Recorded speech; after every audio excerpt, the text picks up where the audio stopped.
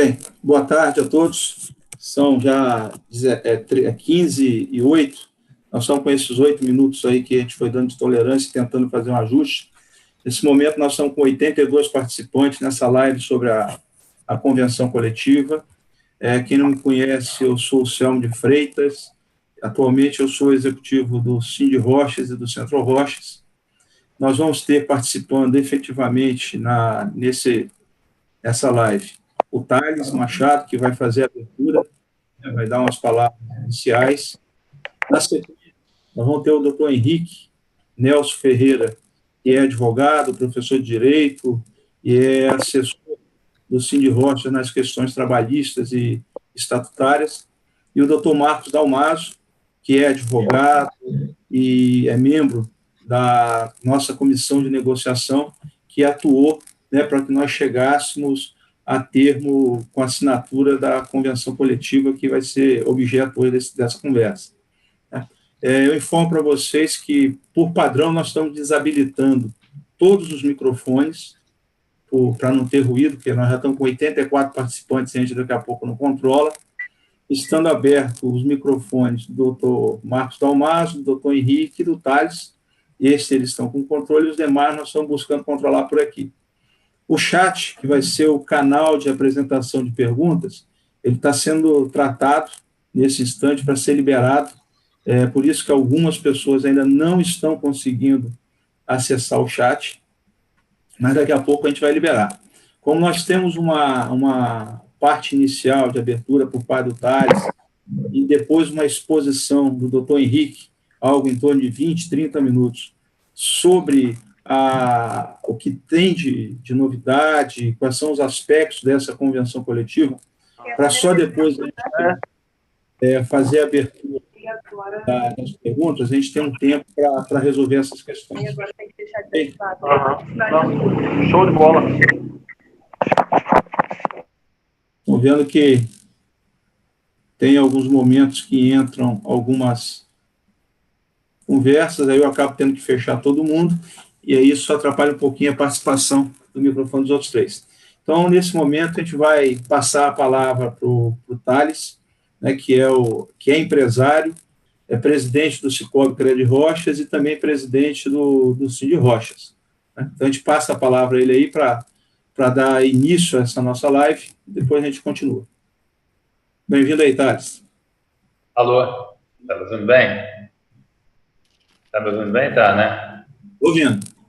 Tá, bem, boa tarde a todos, né? Obrigado aí pela participação. Aqui na minha tela está falando que tem 78, vocês estão com 80 e poucos, né? Mas boa tarde a todos, boa tarde, doutor Marcos, boa tarde, doutor Henrique, boa tarde, Selma. Importante para a gente da entidade, né, ver que a live está prestigiada e que realmente é um tema de interesse. Eu só estou aqui mesmo, mais para fazer agradecimento à presença de todos vocês, agradecer a FINES, que atendeu, emprestando o canal do Zoom deles, que dá uma maior dimensão, dá para a gente conectar mais pessoas do que os normais, né? E deram todo o apoio para essa live.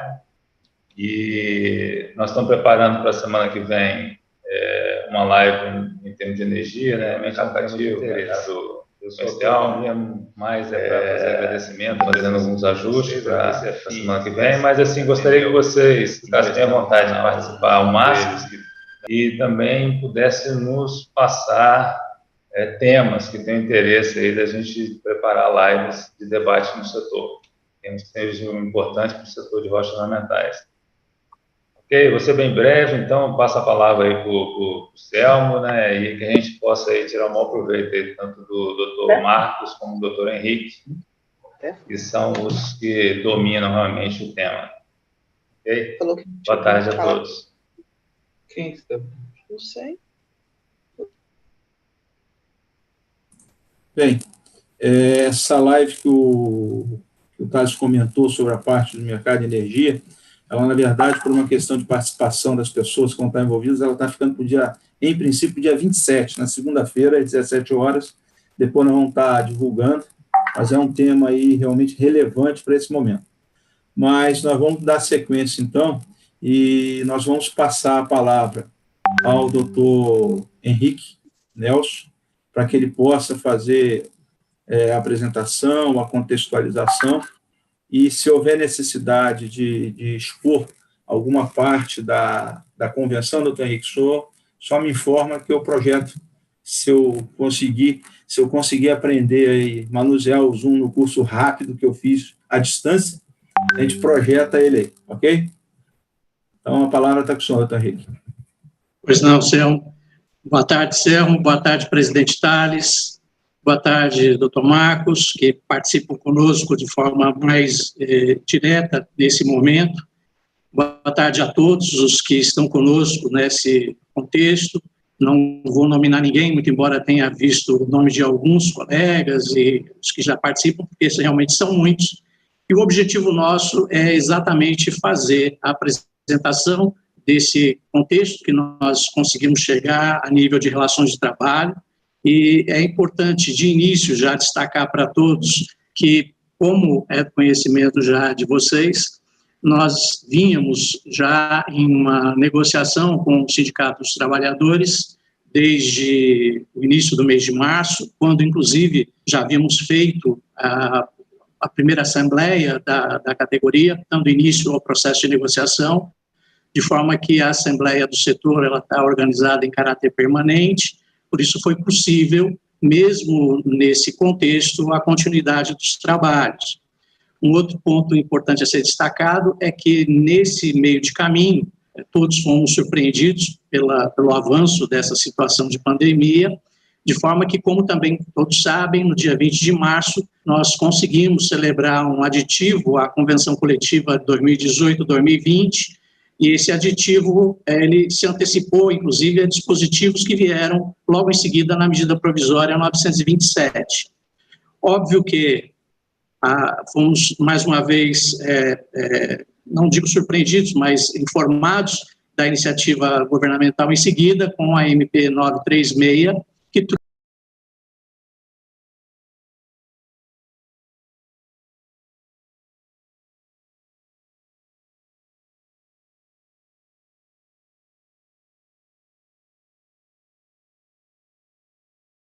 o conhecimento do contexto da MP 936, especificamente em relação às questões de redução proporcional de jornada e salário, de suspensão de contrato, e a partir daí, então, nós aceleramos os contatos na tentativa de se buscar um instrumento que, ao mesmo tempo que desse segurança jurídica para todo o setor de rochas do Estado, pudesse também superar alguns limites que as medidas provisórias trouxeram, principalmente em relação a acordos individuais, remetendo para acordos coletivos, questão de faixas salariais.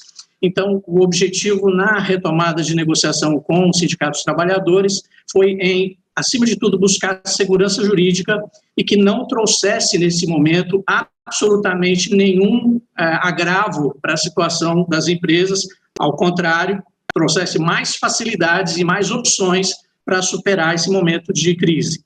Óbvio que, ao longo do caminho, muitos obstáculos tiveram que ser superados. Daí o fato, inclusive, de que, muito embora tenha levado alguns dias, além do que se esperava, nós cremos que conseguimos chegar, um prazo bastante razoável, numa solução que é o que nós começamos a divulgar ontem, a partir da assinatura de uma nova convenção coletiva de trabalho. Vejam que o caminho utilizado de uma nova convenção coletiva é porque a nossa database é 1º de maio. Então, se nós fizéssemos um quarto aditivo da convenção coletiva, esse aditivo terminaria dia 30 de abril. E óbvio que isso não daria segurança jurídica. Então, nós tivemos que inovar no trato com o Sindimármore, e encontramos a correspondência da parte deles no sentido de que nós já estabelecêssemos uma convenção coletiva e não só um aditivo. Essa convenção coletiva, as premissas desde o início, em comum acordo com os sindicatos trabalhadores, foi trazer as disposições das duas MPs, a 927 e a 936, trazer o texto da convenção coletiva sem nenhuma inovação, essa foi a tentativa desde o início, de forma que não se criasse nada novo para o setor nesse contexto, E aí, então, chegamos à convenção coletiva que foi assinada ontem e já está sendo divulgada e creio que todos estão com acesso a ela. Então, para posicioná-los em relação a esse instrumento, essa convenção ela tem duas partes. A primeira parte da cláusula primeira até a 46ª, ela segue a mesma redação da Convenção Coletiva 2018-2020, incorporando o aditivo de 2019, incorporando também dispositivos do aditivo de 2020 na parte segunda, que é disposições gerais e transitórias das cláusulas 47 a 54, e essas disposições, elas não só incorporaram o aditivo de 20 de março, como as disposições posteriores da MP 927 e da atual 936 também. De 2019, então, são duas partes, essa incorporando também dispositivos do aditivo da cláusula 47 a 54, como a cláusula 47 prevê, ela tem uma vigência limitada no tempo, ou seja, apenas durante a vigência do Decreto Legislativo número 6 de 2020, em função desse estado de pandemia. Por isso, por exemplo, nessa parte, nós tratamos novamente sobre banco de horas, sendo que na primeira parte da convenção, a gente mantém a cláusula da convenção até então vigente sobre banco de horas também, mas vejam que tem detalhes diferentes. E aí a gente começaria uma explanação rápida para que você tenha noção do que está nesse documento, para então a gente chegar no ponto mais relevante, que são efetivamente as alterações e as opções que as empresas têm dentro desse contexto que nós, infelizmente, vivemos. Então, vou ir do início, uma vez que essa parte das disposições gerais e transitórias está no final. A convenção coletiva, como eu disse para vocês, ela segue, então, a mesma disposição da convenção anterior, e o objetivo foi, inclusive, atender as disposições da medida provisória 927, que prevê, inclusive, essa possibilidade de prorrogação de convenção coletiva durante 6 meses, as que estavam para vencer e as que já estavam se vencendo. Então, você vai observar que as cláusulas iniciais de abrangência, vigência são padrão, muito embora a de vigência destaque expressamente, isso é importante, de que fica já convencionado de que tão logo haja a revogação do decreto legislativo número 6, por óbvio, cessado esse estado da pandemia, as partes vão poder sentar novamente para fazer uma revisão da convenção coletiva e com todo o contexto, inclusive das normas que vieram da redação anterior. Então, um processo de revisão ele já está garantido, independente de a qualquer momento isso poder acontecer também.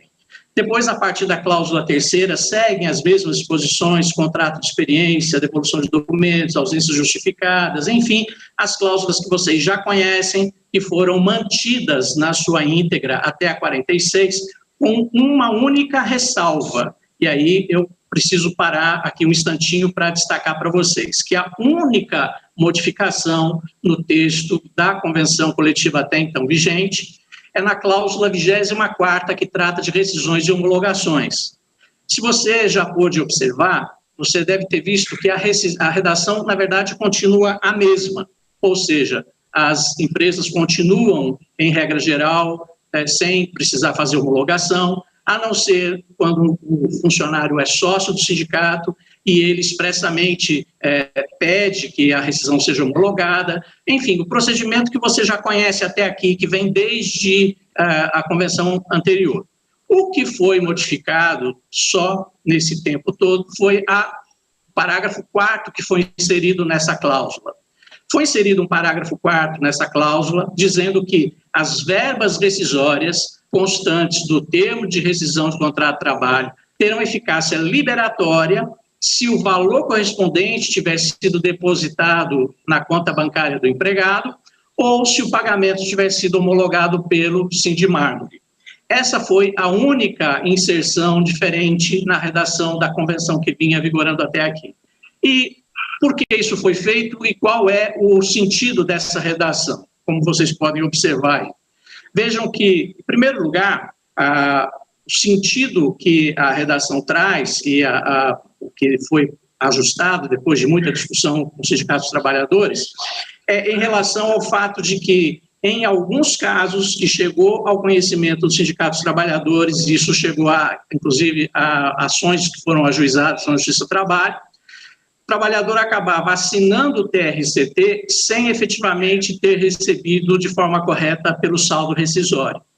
Então, essa discussão foi levada ao ponto de se tentar viabilizar uma redação que, ao mesmo tempo que desse segurança jurídica tanto para o empregador que paga as verbas rescisórias, quanto para o trabalhador que assina o TRCT, foi essa redação que prevê, então, que a eficácia liberatória, ou seja, pagou, assinou o TRCT, o empregador tem a prova do pagamento ali com a assinatura do empregado, mas a eficácia liberatória das verbas rescisórias, do saldo rescisório, ele vai ocorrer mediante a comprovação, se for necessário, do depósito em conta bancária em nome do empregado, e se o saldo rescisório não pôde ser depositado em conta bancária, nesse caso, havendo a homologação da rescisão pelo Sindimármore, também se considera eficácia liberatória. Alguém vai perguntar, mas então se eu não depositei em conta bancária ou se não homologuei, isso não vai ter eficácia liberatória? Vejam, se houver um questionamento de que efetivamente o pagamento não tenha sido feito da forma correta, o empregador vai ter o ônus de demonstrar que isso efetivamente aconteceu. Agora, se ele depositou o saldo rescisório em conta bancária do empregado, quer seja em dinheiro ou em cheque, mas fez o depósito em conta bancária do empregado do saldo rescisório, ou se não fez isso, mas a rescisão foi homologada pelo Sindimármore, então ocorre já a presunção de eficácia liberatória do saldo rescisório. Então, é uma questão de segurança jurídica, certo? Nós esperamos que com essa redação, essa questão de o empregado assinar o TRCT e depois questionar se recebeu corretamente ou deixou de receber, esteja superada. Mas como esse é o único ponto de alteração na redação até aqui praticada, obviamente que ao longo desses meses nós vamos estar verificando a execução e na revisão que nós já ajustamos com o Sindimármore, tão logo cesse esse período de pandemia, se for preciso, nós vamos rever essa redação do parágrafo 4º da cláusula de rescisão e homologação, que é a única modificação. Agora, prosseguindo, para a gente poder terminar essa explanação e poder passar para as dúvidas que vocês tenham, mais precisamente na parte final, uma outra observação importante nesse texto que está sendo simplesmente reproduzido da convenção anterior para a convenção atual, 2020-2021, é na cláusula 34, que trata do anexo 1 da NR11. Vejam que aqui eu quero chamar a atenção para vocês o seguinte, a redação não mudou. E o problema está justamente pelo fato de não ter mudado. Ou seja, como nós sabemos, as normas regulamentadoras vêm passando por um processo de revisão por parte dos órgãos do governo. Nós, inclusive, acompanhamos especificamente a NR11 e a NR22 em grupos tripartites com propostas de alteração ao governo federal. E o fato é que esses pontos das NRs, então, apesar de eventualmente já terem sofrido alteração, a redação agora ela foi simplesmente mantida. Então, por óbvio, qualquer item que tenha sido alterado no decorrer do tempo, desde quando a convenção foi feita em maio de 2018, foi repetido, e por óbvio, a gente aplica o texto da norma que está em vigor, ok? Feita essa observação, ou essas considerações sobre o texto que foi reproduzido, nós chegamos, então, na parte que eu julgo deva ser aquela mais impactante para todos nós agora, infelizmente, que é esse contexto de pandemia. Chegando na cláusula 47, então, eu já havia explicado para vocês antes de que nós vivemos um contexto de calamidade pública e, por isso, a vigência extraordinária dessas disposições gerais e transitórias, como diz na cláusula 47. Vejam que, em relação a isso, todos os temas foram contemplados, ou procuramos contemplar, todas as opções para o empregador manter o empregado sob sua vinculação, e sempre destacando o seguinte, ao final, aplicando sempre aquilo que for mais benéfico à manutenção do emprego. E isso é uma situação também de excepcionalidade, porque quem está mais afeito às coisas do direito princípio da proteção, aplica-se sempre a norma mais favorável ao trabalhador. Mas, dentro desse contexto de excepcionalidade, que é inclusive citado nas medidas provisórias que a gente mencionou, aplica-se a norma sempre mais favorável à manutenção do emprego, porque o pressuposto é que manter o emprego é efetivamente aquilo que é mais favorável para o trabalhador hoje em dia. Então, é esse o sentido da cláusula 47ª. Eu ajustei com o Dr. Marcos Dalmásio, que nos deu a honra, e vem nos dando a honra de participar conosco da comissão de negociação já há alguns anos, de a gente poder alternar essas explicações para vocês das cláusulas. Passo a palavra para o Dr. Marcos, então, em relação à cláusula 48, que fala sobre abrangências e limites. Boa tarde, Dr. Henrique, Selmo, presidente Tales, todos presentes, um prazer estar aqui com vocês. Eu só gostaria de iniciar falando que, de fato, a gente, junto com o Cindy Rochas, né, conseguiu, ao meu ver, uma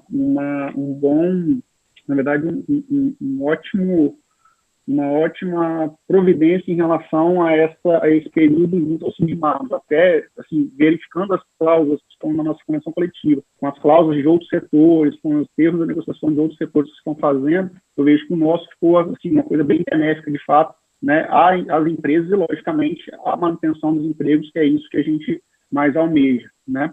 Então, se vocês virem também no aditivo anterior que a gente tinha junto ao Sindimar, ele limitava bastante a aplicação da MP 927, né? No que tange, por exemplo, as férias antecipadas, as empresas só poderiam antecipar férias de 15 dias, né? O pagamento ele seria realizado até o 5º dia útil do mês seguinte, né, juntamente com o pagamento do salário, e também o texto constitucional ele seria pago num prazo de 60 dias. Se você voltar, logicamente, a gente vai passar por esse ponto depois, então o doutor Henrique vai explicar para vocês. A gente estendeu isso para 30 dias, a gente estendeu o pagamento para outubro. Então, assim, aquilo que estava antes negociado e que, de fato, estava na contramão da própria medida provisória 927, né, ou seja, mais oneroso para as empresas, a gente conseguiu tirar. Eu acho que isso foi uma vitória bem interessante conquistada aí pelo Cindy Rochas para poder auxiliar a gente nesse período, né? Logicamente, a gente vai passar uma por uma, igual o doutor Henrique disse aí sobre essas cláusulas, mas em relação a essa abrangência e limites, ela é basicamente os limites que estão impostos nas MPs 927 e 936, né? Poucas coisas diferentes, poucas cláusulas diferentes. Então, a abrangência e limite dessa convenção, no que diz a parte especial, essas disposições gerais transitórias, elas vão simplesmente para autorizar as empresas a fazerem a redução do contrato de trabalho, suspensão do contrato de trabalho, antecipação de férias individuais, concessão de férias coletivas, instituição de banco de horas e, logicamente, todas aquelas demais medidas que, apesar de não estarem aqui, né, expressamente na convenção, a gente pode aplicar com base nas MPs 927 e 936, porque isso também ficou consignado na própria norma. Então, só queria deixar claro que, na verdade, essa parte aqui é basicamente uma adequação que o Cindy Rochas fez, né, de todas aquelas medidas que já estavam previstas no setor, aquelas medidas que estavam previstas nas MPs 927 e 936, transportando elas para o setor de rochas ornamentais e de forma, digo para vocês, bem efetivo. Os outros setores não acredito que estejam conseguindo uma aproximação tão grande igual o nosso setor conseguiu nesse momento, tá bom? Então, é basicamente isso sobre a abrangência e limite. Doutor Henrique, você quer falar sobre a antecipação? Falo sim, doutor Marcos. Muito embora você já tenha, inclusive, já destacado, e eu aproveito a partir daí para retomar, falando sobre a 49ª antecipação de férias, o que nós conseguimos na convenção coletiva agora, avançando do aditivo de 20 de março, foi permitir que essa antecipação de férias, então, ela possa ocorrer com essas regras de pré-aviso de 48 horas de antecedência e também o diferimento da gratificação de um terço de férias até o último dia útil de outubro, não só para empregados que não tenham período aquisitivo completo. A redação agora diz, então, que essa possibilidade de antecipação de férias, ela também pode se dar em relação aos que já tenham período aquisitivo completo. E diz aí, mesmo que os empregados abrangidos não tenham completado o período aquisitivo, o que, por óbvio, inclui os que já têm, né? Então, com isso, a gente consegue fazer pagamento de férias, previsão de férias individuais, independente do período aquisitivo completo ou não completo, com essa simplificação na comunicação e não mais o prazo de 30 dias da CLT em relação às férias normais. Em relação ao diferimento da gratificação de 1/3, no aditivo era de 60 dias da data do retorno e, por óbvio, ainda que em relação ao que consta na MP 927, pagamento até a data do 13º salário, pagamento do 13º salário, gratificação de Natal, como se trata de uma negociação, então, nesse ponto, houve um ajuste para que se chegasse a um meio de caminho, nem a data que o Sindimármore queria no início do processo negocial, e nem a que nós propusemos, que correspondia ao texto da medida provisória, então, pelo menos até o último dia útil de outubro, o que não significa dizer que, se chegar a essa época do pagamento, então, da gratificação de 1/3 de férias dos empregados pelo diferimento, se houver alguma dificuldade, não se possa sentar novamente e prorrogar essa data através de um aditivo. Então, isso é possível, foi o que se conseguiu ajustar agora em relação a essa previsão. Manteve os parágrafos do aditivo de 20 de março, de que tanto o empregador quanto os sindicatos trabalhadores estarão procurando fazer a conscientização dos empregados para esse período de férias, evitar deslocamentos, aglomerações, enfim, todas aquelas cautelas que agora, inclusive, por responsabilidade social, as empresas devem ter, e aí a gente incluiu os sindicatos trabalhadores também como a quarta parte deles de também fazer essa conscientização. Férias coletivas, doutor Marcos. Só complementando, Henrique, apesar dessa data também estar estipulada em outubro, né, na verdade, a MP 936 ela fala em gratificação natalina, e aí a gente tende a correlacionar isso com o mês de novembro. Mas, na verdade, nossa convenção coletiva também, ela permite que o funcionário faça a antecipação, né, desse pagamento de 13º para o aniversário dele. Então, vejam que apesar da MP 936 ela falar em gratificação natalina, a gente poderia ter um risco jurídico aí nesse meio tempo, né, de acarretar um pedido de pagamento desse texto constitucional, sei lá, em junho, julho, dependendo do mês de aniversário do funcionário. Então, justamente também para poder evitar esse tipo de risco, a gente pretendeu fazer essa adaptação para o mês de outubro, porque aí fica uma data pré-fixada, independentemente de mês de aniversário de nada. Então, eu acho que isso também gera um pouco mais de segurança jurídica para as empresas, né? Em relação às férias coletivas, basicamente, é a mesma situação das férias individuais. As empresas forem conceder férias coletivas, elas também devem fazer a comunicação com o empregado, né? Podem fazer de até 30 dias, sem problema algum. E o que tem de modificação do texto é que ela não precisa fazer aquela comunicação para o Ministério do Trabalho nem para o sindicato em prazo de 5 dias, de 15 dias. Na verdade, ela vai poder fazer isso somente para o sindicato, não precisa nem mesmo para o Ministério do Trabalho, porque a 936, desculpa, a 927, ela já dispensa essa responsabilidade da empresa. Para o Sindimármore, as empresas terão que fazer essa comunicação em 5 dias após a data de início. Então, a gente não perde aquele tempo, porque, por exemplo, se fôssemos seguir o que a legislação determina, a gente, antes de conceder férias coletivas, nós teríamos que ficar com os empregados, muito provavelmente ociosos, dependendo da empresa, dependendo do grau de produtividade que ela teria, durante 15 dias, porque não poderíamos conceder férias antes desse prazo de 15 dias de comunicação prévia. Hoje, não mais. Então, hoje a empresa concede as férias coletivas para o funcionário, tá bom? E aí ela comunica efetivamente o sindicato, não precisa comunicar o Ministério do Trabalho a princípio, no prazo de 5 dias a contar do seu início e não mais de forma antecipada. Então, basicamente, o que temos aí de disposições diferentes das férias coletivas em relação às férias individuais é basicamente esse contexto, né? Férias individuais, todos sabem que não há essa necessidade de fazer a comunicação prévia, assim como nas férias coletivas. Então, o que veio para as férias coletivas é exatamente esse prazo diferenciado que começa a contar a partir do momento que você concedeu as férias. Então, nada mais. Em relação a pagamentos, em relação a texto constitucional, isso segue o mesmo critério das férias individuais, e aí elas vão ser pagas naquele prazo de 5º dia útil do mês subsequente, e o texto constitucional até outubro, ok? Beleza. Caminhando, então, a próxima, a cláusula 51 sobre banco de horas. Como vocês já devem ter visto da redação disponibilizada desde ontem, a cláusula, ela vem do aditivo também de 20 de março, sendo que nós conseguimos aqui reproduzir o que traz a medida provisória para compensação em até 18 meses, e não em 12, né, como, inclusive, consta da convenção coletiva para os casos normais.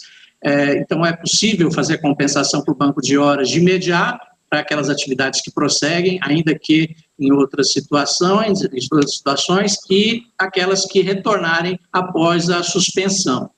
A regra continua a mesma, ou seja, se é jornada prestada agora para gerar crédito no banco de horas a favor do empregador, limite máximo de 2 horas, a compensação ser feita na paridade de 1 para 1, ou seja, independente do dia trabalhado, se foi dia normal ou se foi dia de descanso semanal remunerado, seria a compensação de 1 para 1. Caso haja trabalho e entre no banco de horas, o limite máximo diário de 10 horas, como a legislação prevê e a convenção também.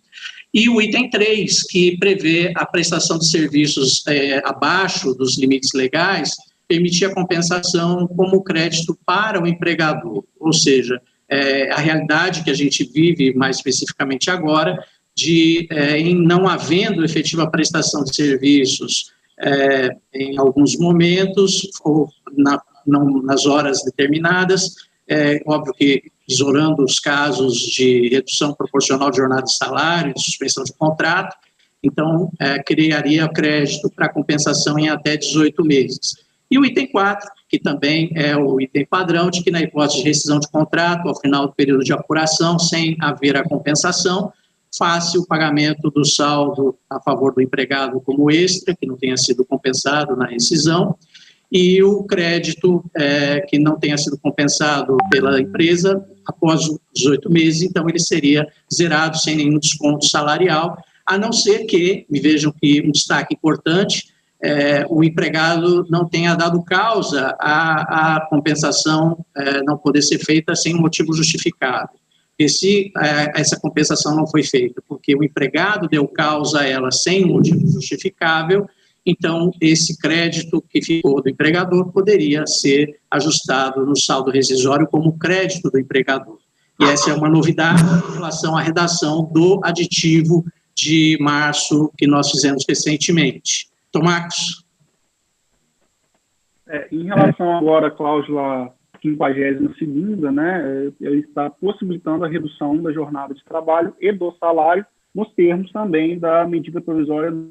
Qual que é aqui, quais são as nuances dessa cláusula em relação ao nosso setor de horas? Primeiramente, a gente inovou na medida que o sindicato já deixou autorizado para as empresas adotarem, né, essa redução para aqueles salários que forem menores do que R$ 3.135, ok? Para todos os empregados, independentemente até mesmo da concordância dele. Isso aí seria até uma distinção em relação à MP 936, que ela fala que, de qualquer forma, deveria haver acordo entre as partes. Então, aqui já fica condicionado que as empresas elas poderão fazer essa redução, né, para aquelas pessoas que recebem menos de R$ 3.135 por mês, de forma unilateral, digamos assim, né? Logicamente, a gente sempre sugere a prudência das empresas ao tratar essas questões, até porque nós temos hoje uma medida provisória que ela trata especificamente sobre a necessidade de comunicação do sindicato, dos acordos firmados com os funcionários, assim como tem uma liminar hoje do ministro Ricardo Lewandowski, do STF, que também determina que nós façamos essa comunicação, né, apesar de que hoje a gente tem isso autorizado mediante nossa convenção coletiva, então as empresas adotando não tem mais risco jurídico em relação à não aceitação futura dos sindicatos, certo? Então isso é bom deixar bem claro, então nós hoje podemos implementar essa redução, para aquelas pessoas que recebem 3.135, independentemente de uma anuência futura do sindicato, independentemente até mesmo da concordância do empregado.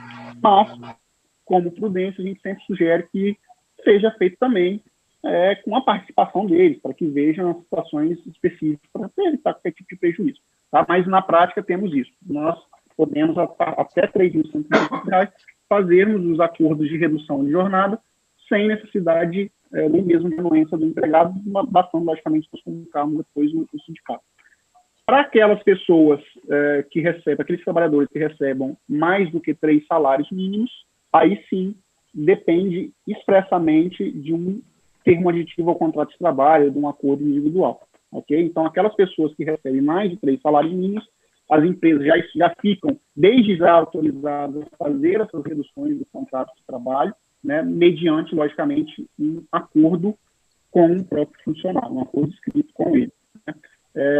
Vejam que isso daí também ampliou um pouco a possibilidade das empresas, uma vez que a medida provisória 936, ela citava que a redução, qualquer outro tipo de medida, seja redução superior a 25% salário, ou seja, 50%, 100% ou até suspensão, não poderia ser feito para aqueles funcionários que tivessem mais do que 3 salários mínimos, se não houvesse negociação coletiva. Ou seja, hoje nós temos negociação coletiva, então nós podemos sim implementar isso para todos, né? Logicamente, desde que eles também concordem. Então, para esses funcionários, acima de 3.135, é condição de eficácia do negócio a gente fazer uma formalização através de acordo individual expresso, ok? Ou seja, a empresa não pode chegar simplesmente e falar, olha, eu estou dando, estou implementando a redução para você e independentemente da sua anuência. É necessária a anuência, é necessária a formalização da proposta através de um aditivo contratual. Em relação ao parágrafo segundo, né, simplesmente tem uma cláusula de comunicação, então as empresas elas devem prestar as informações ao Ministério da Economia nos prazos na forma da MP 936. A MP 936 ela estabelece que esse prazo ele é de 10 dias para os empregadores fazerem as comunicações, tanto ao sindicato como também ao governo federal. E qual seria a problemática prática dessa não comunicação? Caso a empresa não faça a comunicação no prazo de 10 dias, ela fica obrigada ao pagamento do valor proporcional da redução durante aquele tempo de não comunicação. Ou seja, se você faz hoje, vamos dizer, específico, no dia 1º de maio, eu faço o acordo de redução de jornada de trabalho e comunico o governo federal e ao Sindimar no prazo de 10 dias, aquele acordo, ainda que eu faça a comunicação lá no dia 8, 9 ou até 10 de maio, ele vai retroagir até a data do dia 1º para que o governo pague a proporção do salário do funcionário, né, que foi reduzido, através do benefício emergencial. Se caso o empregador deixar de fazer essa comunicação até o dia 10 de maio, sendo que ele fez o acordo com o funcionário no dia 1º, ou seja, vamos dizer que ele fez lá no dia 12, o empregador vai ficar obrigado a efetuar o pagamento dessa proporção do dia 1º até o dia 12. Então, ele não vai ter essa isenção, digamos assim, ficar responsável. Então, é uma situação, logicamente, gerencial, mas que as empresas devem tomar bastante cuidado na observação desses prazos para que elas não saiam desse programa, porque toda essa medida provisória, toda essa medida, né, de redução do contrato de trabalho, ele está dentro daquela manutenção, do programa de manutenção de emprego e renda. Então, a gente, além de cumprir essas condições trabalhistas como o Sindimar, nós também temos que cumprir aquelas determinações do próprio governo federal para que eles paguem as verbas em tempo hábil, tá bom? Aqui também diz que as empresas podem fracionar a redução de jornada de trabalho e salário, né, observados os limites legais. Então, eu posso, enfim, efetuar durante um mês vários tipos de redução específica, né? Eu posso sair de 25, depois para 50, logicamente, isso aí,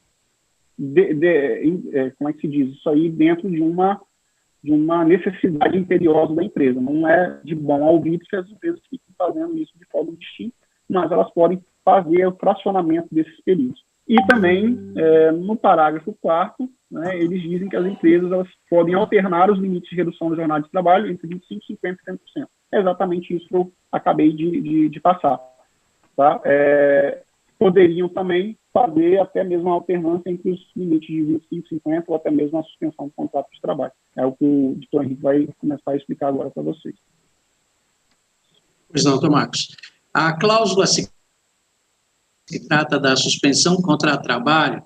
Aqui nós procuramos trazer, inclusive, alguns esclarecimentos que haviam sido questionados ao longo do tempo, por exemplo, deixando claro que as empresas autorizadas a fazer a suspensão de contrato de trabalho nessas regras excepcionais por até 60 dias, que é o prazo previsto na MP 936, mas deixando claro que isso não guarda correspondência com a suspensão condicional do contrato de trabalho prevista no 486A da CLT.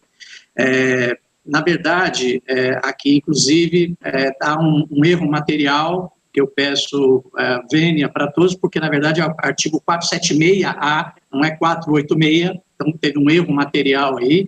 O artigo 476A da CLT, ele prevê a suspensão condicional do contrato, porque aí o empregador tem que submeter o empregado a treinamento, a uma capacitação custeada pelo empregador. Essa suspensão agora, da MP 936, abarcada na convenção, com essa flexibilização de normas no aspecto coletivo, não é a mesma suspensão do 476A da CLT. Outro ponto a destacar é que essa comunicação ao Sindimármore, ela pode ser feita por via e-mail. Então, como o Dr. Marcos destacou quando falou sobre a redução de jornada de salário, não se precisa mais encaminhar os acordos individuais para os sindicatos dos trabalhadores. Então, a gente já tem autorização em convenção coletiva e a comunicação a que se refere a medida provisória, ela pode ser feita por e-mail, como inclusive vários já começaram a chegar a partir de ontem, pelo que a gente tem acompanhado indiretamente, já que a comunicação é feita ao Sindicato dos Trabalhadores e não ao sindicato. Em relação ao parágrafo 1º da possibilidade de suspensão de contrato, ficou claro que empregados que recebam mais de 3 salários mínimos, para fazer a suspensão, tem que ter a anuência individual expressa do empregado. É a mesma anuência que o Dr. Marcos mencionou quanto à redução de jornada e salário.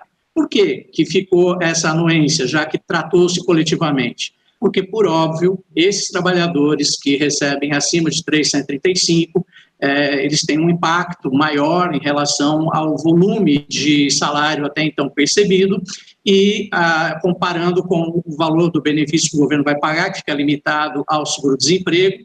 Então, para esses, há essa necessidade da aquiescência individual, anuência individual expressa do empregado e na suspensão ainda muito mais do que no caso da redução proporcional de jornada e salário. Né? Parágrafo 2º defende a validade dessa suspensão condicionada ao pagamento da ajuda compensatória prevista na MP 936, no percentual de 30% do salário base, a gente deixa isso tudo muito claro, para as empresas que tenham essa obrigação na MP 936, ou seja, empresas que tenham tido faturamento abaixo de R$4.800.000 no ano base 2019, não tem a obrigação de fazer o pagamento da ajuda compensatória prevista na MP, e aqui também deixamos claro isso. Então, não há nenhum tipo de ônus para o empregador, inclusive na suspensão do contrato, porque a ajuda compensatória prevista aqui é a mesma condição prevista na medida provisória também. Claro que faço um adendo aqui, como a própria medida provisória ressalva também, se a empresa quiser voluntariamente dar alguma ajuda compensatória além daquilo que ela é obrigada a fazer, essa ajuda compensatória, pela redação da MP, deixa claro que tem natureza indenizatória, não tem natureza remuneratória, não tem reflexos de encargos e de nenhum efeito. Mas isso seria algo voluntário, além daqueles que são efetivamente obrigados a fazer. Parágrafo 3º destaca o que a MP também ressalva, de que está suspenso o contrato, mas se houver prestação de serviço de qualquer natureza, isso implica a nulidade desse ajuste de suspensão por óbvio. E a empresa vai ter que remunerar, inclusive com diferenças de salários que tenham ocorrido nesse período. Né? E, por fim, o parágrafo 4º dessa cláusula, dizendo que a empresa é obrigada a manter os benefícios dos empregados durante a suspensão, que é o que está na medida provisória, mas a gente conseguiu, pelo menos, deixar claro que o Vale Transporte fica excepcionado, porque, por óbvio, empregado está com contrato suspenso, não vai para o trabalho, então não justifica vale transporte. Agora, outros benefícios, aí já são outras situações que fogem ao contexto, inclusive do que está na medida provisória, e que provavelmente nos questionamentos que vocês vão apresentar, a gente vai trocar ideias para tentar dar segurança jurídica para vocês. Cláusula 54ª, doutor Marcos.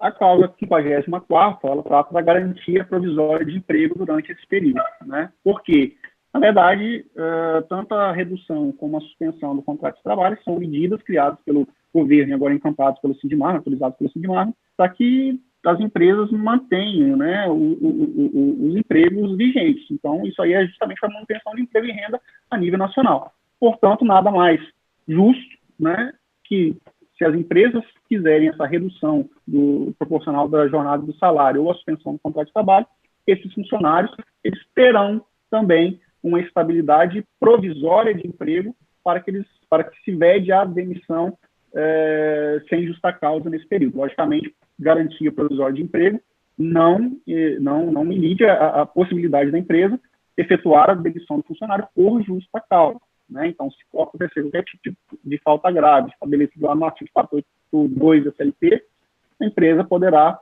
aplicar a função que ela bem entender, né? E, logicamente, até mesmo a demissão por justa causa. Então, isso daí é só para demissões sem justa causa por iniciativa da empregadora, tá bom? Qual que seria a nuance aqui dessa cláusula de garantia de emprego? Ela observa o mesmo artigo 10 da MP 936, e aí ela condiciona que durante essas medidas o funcionário terá a garantia provisória durante todo o tempo da medida, mais o tempo proporcional após o final. Então, o que acontece? Se você tem hoje, por exemplo, você fez uma redução do jornada de trabalho do funcionário durante 30 dias, ok? Durante esses 30 dias que ele está com uma jornada de salário reduzido, ele já tem estabilidade provisória. Uma vez cessado, a empresa não prorrogou esse prazo, esse funcionário vai ter também garantia provisória de emprego por mais 30 dias. Se for 45, são durante esse tempo, mais 45, 60, durante 60. Então, assim, sucessivamente. Então, o tempo de estabilidade é durante toda a aplicação, mais o valor proporcional ao final, tá? Para que ele possa, proibindo essa demissão da empresa. Logicamente, se a empresa ainda que tenha essa vedação, decidir por demitir o funcionário, ela vai ter que fazer o pagamento de uma indenização para ele. Essa indenização, ela também está prevista no MP 936, e ela vai de 50% do salário do funcionário a que ele teria direito no período de estabilidade, se ele fizer uma redução da jornada de trabalho igual ou superior a 25% até 50% do salário. Se a empresa fizer uma redução acima de 50% e inferior a 70% do salário, ela teria que pagar 75% do salário devido no período. Se ela fizer uma redução do contrato de trabalho acima de 70%, de 70% acima, ou a suspensão do contrato de trabalho, vejam que a suspensão aí, em qualquer dos casos, né, ela deve arcar com um pagamento de 100% da remuneração que ele teria direito nesse período. Então, a própria legislação traz uma condição de proporcionalidade para que a empresa, se caso ela demitir o funcionário nesse período, ela tenha que pagar projetado pelo todo o período da estabilidade dela.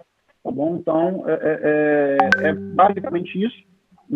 Essa garantia provisória do emprego, ela só vai durar enquanto a medida estiver implementada e mais proporcional após o seu final, com percentuais fixados para indenização em caso de descumprimento da empresa, logicamente que não são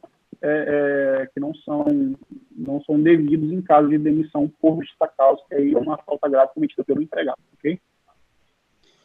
Beleza, gente. Chegamos, então, à última cláusula da convenção coletiva, que é a cláusula de penalidades, que tem a mesma redação de todas, inclusive o valor da multa também foi mantido sem alteração nenhuma. Com isso, então, a gente conseguiu fazer a explanação de todo o documento basicamente com detalhes do que é mais relevante agora, que são essas cláusulas de disposições gerais e transitórias, ponto por ponto, e eu penso que a gente pode passar, então, para a segunda fase, e aí devolvo a bola para o Selmo, em relação aos questionamentos que certamente todos temos, e ainda vamos passar um bom tempo assimilando e vendo na prática como cumprir essas disposições, inclusive aguardando regulamentação ainda do governo federal para algumas dessas medidas. Selmo. Ok, acho que terminada aí a fase de apresentação, a gente começa a ter algumas perguntas, e é lógico que a gente vai ter que ir filtrando, olhando, né? Vai ter um delayzinho entre olhar o chat aqui e apresentar as perguntas, mas a gente foi tentando tabular, e a primeira pergunta que a gente tem aqui é reduzindo a jornada e salário em 70% para os empregados em escalas 8x16 ou 12x36, implicará na supressão da hora extra prevista na CCT ou acordo durante o período da redação? Ok. Eu ajustei também com o Dr. Marcos, a gente poder alternar a iniciativa da resposta, mas o colega poder complementar a nossa fala também, né? Então, tomando a iniciativa para o Dr. Marcos poder depois complementar no que queira, obviamente que se a gente está falando de redução proporcional de jornada e salário, e a empresa até então trabalhava em escala de revezamento, a gente vai ter uma realidade de ordem prática. Os turnos, eles não vão ocorrer como ocorriam antes, por óbvio. Então, vai haver uma modificação na prestação de serviços, porque se eu trabalhava 8x16, ou 12x36, ou 6x18, trabalhava de forma ininterrupta, e fazendo redução, haverá interrupção, por óbvio. Então, a questão da modificação da jornada, quem trabalhava em escala, isso vai, óbvio, impactar toda a estruturação da atividade da empresa. E aí, nesse contexto, foge, claro, das disposições que vinham sendo cumpridas até então, em relação a turnos ininterruptos, porque aí, por óbvio, em função do artigo 7º da Constituição, inciso 14, que previa essa questão dos turnos ininterruptos, ressalvada a negociação coletiva, daí veio a questão da 1 hora extra, por serem 7 horas efetivamente trabalhadas, e com 1 hora de intervalo, então seria só 1 hora extra, porque a jornada normal seria de 6 e não de 8. Então, óbvio que, havendo redução, não se fala em hora extra, ao contrário até. Na verdade, eu não vou falar mais em turno ininterrupto de revezamento. Então, isso impacta toda a reformulação da estrutura de jornada do estabelecimento, que não vai ser mais em escala de turno ininterrupto de revezamento. O Marcos? Perfeito, concordo. Bem, Rei, só completar um pouquinho essa pergunta aí. Se trabalha, por exemplo, na escala com 2 turmas ou com 4 turmas, tente reduzir metade do horário e metade do salário. Então, de 8 horas passa a ter 2 turmas, né, em vez de uma só. E se você pode botar 4 e 4, ou se você pode colocar uma semana uma turma, outra semana outra turma. Uma coisa assim, na prática. Estou provocando em cima da pergunta ali, não sei se eu estou ajudando, mas... Sim, não. É lógico que a partir do momento em que você já não tenha os 3 turnos, então você já não trabalha ininterruptamente, você distribui, e aí dentro de se são 2 turnos, você reduz proporcionalmente a jornada, vai ter ao invés de 16 horas, vai ter 8 horas de trabalho só, reduzido proporcionalmente, e mantém o sistema da redução. E aí, por óbvio, isso não é mais o que era a cláusula de turno ininterrupto da convenção coletiva, também não tem hora extra, por óbvio, né? Então, faz adequação se é um turno só, se são 2 turnos, para a jornada reduzida proporcionalmente, e essa redução proporcional, o estabelecimento vai ter que ver qual a melhor forma de estabelecer isso, sempre atentando que essa redução deve ser analisada diariamente. Ok? Então, vou passar para a próxima pergunta aqui.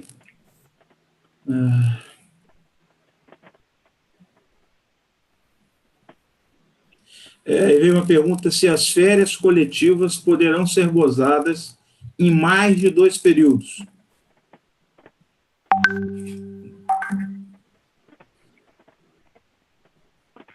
Você diz um período agora e futuramente lá em julho você concedeu o restante, seria isso?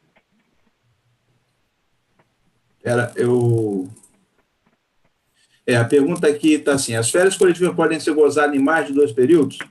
O que eu posso fazer aqui é voltar rapidinho, identificar a pessoa aqui. Vamos fazer o seguinte: eu vou passar para outra, que aí eu identifico a pessoa e depois eu busco com ela a pergunta para a gente não ficar atrasando enquanto eu busco a pessoa para a gente fazer o esclarecimento, né? Suspensão. Podem ser períodos diferentes a 30 dias, maior ou menor, respeitado o máximo de 60 dias? Eu não vejo problema algum em fazer isso, até porque a própria medida provisória ela estabelece o prazo máximo de 60 dias. Então, a empresa poderia tanto fazer 60 dias diretamente, como poderia fazer 30 mais 30, 45 mais 15. Isso daí não vejo nenhum problema. O único problema é você não pode fazer acima de 60 dias. Se tiver uma necessidade de continuar alguma medida, se faça depois de 60 dias, então passe para a redução do jornada de trabalho, porque a redução, sim, você tem essa limitação de 90, né? Então, assim, não haveria problema algum, tá, de fazer esse particionamento, digamos assim, das férias, tá? E outra coisa, digo mais, lembrando que se a empresa fizer, vamos dizer, por 45, 60 dias, numa única vez, e posteriormente ela viu que a condição dela foi modificada, foi alterada, a própria empresa pode, com um prazo de 2 dias de antecedência, chamar o funcionário de volta para trabalhar e revogar aquela medida, tá? Porque isso aí está sendo feito hoje, né, para que possa manter a capacidade econômica da empresa, né? E, logicamente, também diante de um cenário de produtividade baixa e tudo mais. Então, se a empresa, daqui a um mês, ela fez um contrato, vamos dizer, por 45, 60 dias, mas daqui a um mês ela verificou que ela não mais precisa daquela medida, ela está precisando do trabalhador poder aumentar a sua produtividade, que ela está tendo demanda, não há nenhum óbice para a empresa para que ela chame, que ela antecipe o final da vigência daquele instrumento, chame o trabalhador novamente para trabalhar, né? E aí fica novamente restabelecido em todos os seus termos dos seus contratos de trabalho. Então, ela pode tanto particionar para 60 dias, como também pode antecipar sem nenhum problema, ok?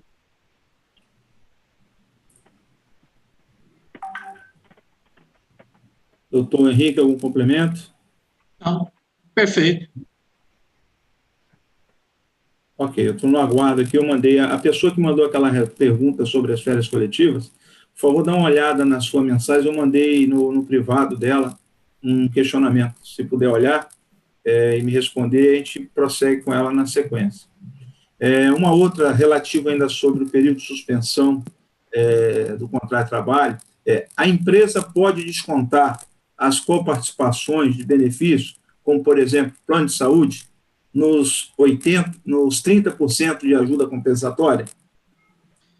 É uma boa pergunta, porque como a gente adiantou quando falamos sobre a ressalva que fizemos na Convenção do Vale Transporte, obviamente que há outras situações, como o caso do plano de saúde, que tem essa particularidade, a particularidade, inclusive, da coparticipação que envolve a utilização do plano por dependentes. O que nós temos em relação a essa questão? Se o empregador é obrigado a fazer o pagamento da ajuda compensatória, a primeira análise seria de que, se está havendo pagamento, poderia haver desconto. Há um outro prisma também a se considerar, que essa ajuda compensatória, ela está definida dentro desse percentual mínimo, prevendo uma recomposição das perdas e da redução salarial ao longo desse tempo. Então, isso traz uma contraposição em relação ao argumento da possibilidade de desconto por haver pagamento. Qual seria a nossa recomendação numa situação assim?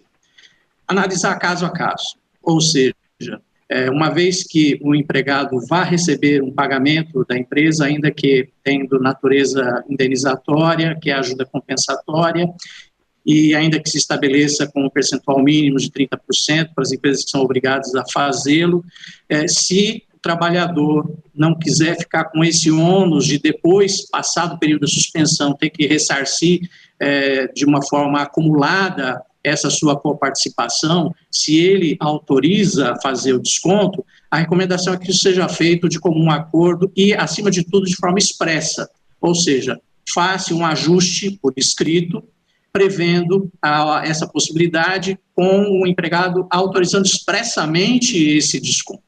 Porque é uma situação que vai atingir casos diferenciados. Eventualmente, para algum trabalhador, esse desconto da participação no plano de saúde pode ser feito nessa ajuda compensatória, não vai comprometer tanto. Para outros, isso já pode comprometer. E aí, então, como o objetivo é tentar minorar esse prejuízo de redução e de supressão de pagamentos ao longo desse tempo, a recomendação seria nesse sentido. Se o trabalhador, ele concorda em fazer já o desconto, isso seja feito por escrito, num acordo por escrito entre empregado e empregador. Agora, se o empregado não concorda, a recomendação é não fazer e deixar para que, ao final do período de suspensão, retomando os pagamentos normais, se ajuste o pagamento dessa diferença não descontada no período da suspensão, tá bom? Doutor Marcos, se tiver algum outro complemento, fica à vontade. Não, exatamente, eu também concordo totalmente com o que o senhor acabou de dizer. Eu acho também que o funcionário ele deve autorizar expressamente, porque a gente está diante de uma situação excepcional, né? Então, aquilo ali não é verba salarial, que na verdade poder ajudar, auxiliá-lo num período que a empresa, na verdade, optou por fazer a suspensão do contrato de trabalho dele, e por óbvio ele também não está angariando todos os recursos que ele teria antes na atividade. Então, a gente também tem que pensar um pouco por esse lado. Então, se o funcionário não autorizar, a nossa sugestão é, de fato, que não seja feito esse desconto. Aí, o que se poderia fazer? Assim, eu penso que, uma vez retornado ao trabalho, poderia-se fazer o parcelamento desses valores, né, pela mesma quantidade de meses em que se ficou suspenso ou prorrogado o contrato. Enfim, na verdade, é a suspensão, né, na redução não teria esses órgãos, porque a gente tem uma parcela salarial, apesar de que o rendimento dele vai cair, só tem que ver a questão das limitações de desconto no salário dele. Mas, em relação à suspensão, por exemplo, se ele ficar 2 meses com o contrato de trabalho suspenso, seria prudente que a empresa, quando ele retornasse, não fizesse esse desconto uma única vez, para poder também não ensejar uma alteração abrupta ali naquilo que ele receberia no primeiro mês. Então, se fizesse esse desconto, por exemplo, em 2 parcelas mensais, mesmo tempo em que o contrato ficou suspenso. Mas, lógico, isso é uma sugestão, tá? Isso não está amparado na legislação, não é isso, ok? Mas é uma sugestão que a gente está tentando adotar aí para que se tenha menos impacto tanto para as empresas, né, com a diminuição dos passivos dela, como também para os trabalhadores que estão também num período de fragilidade econômica, assim como nós, tá bom? Então, essa é a nossa sugestão em relação a esse caso.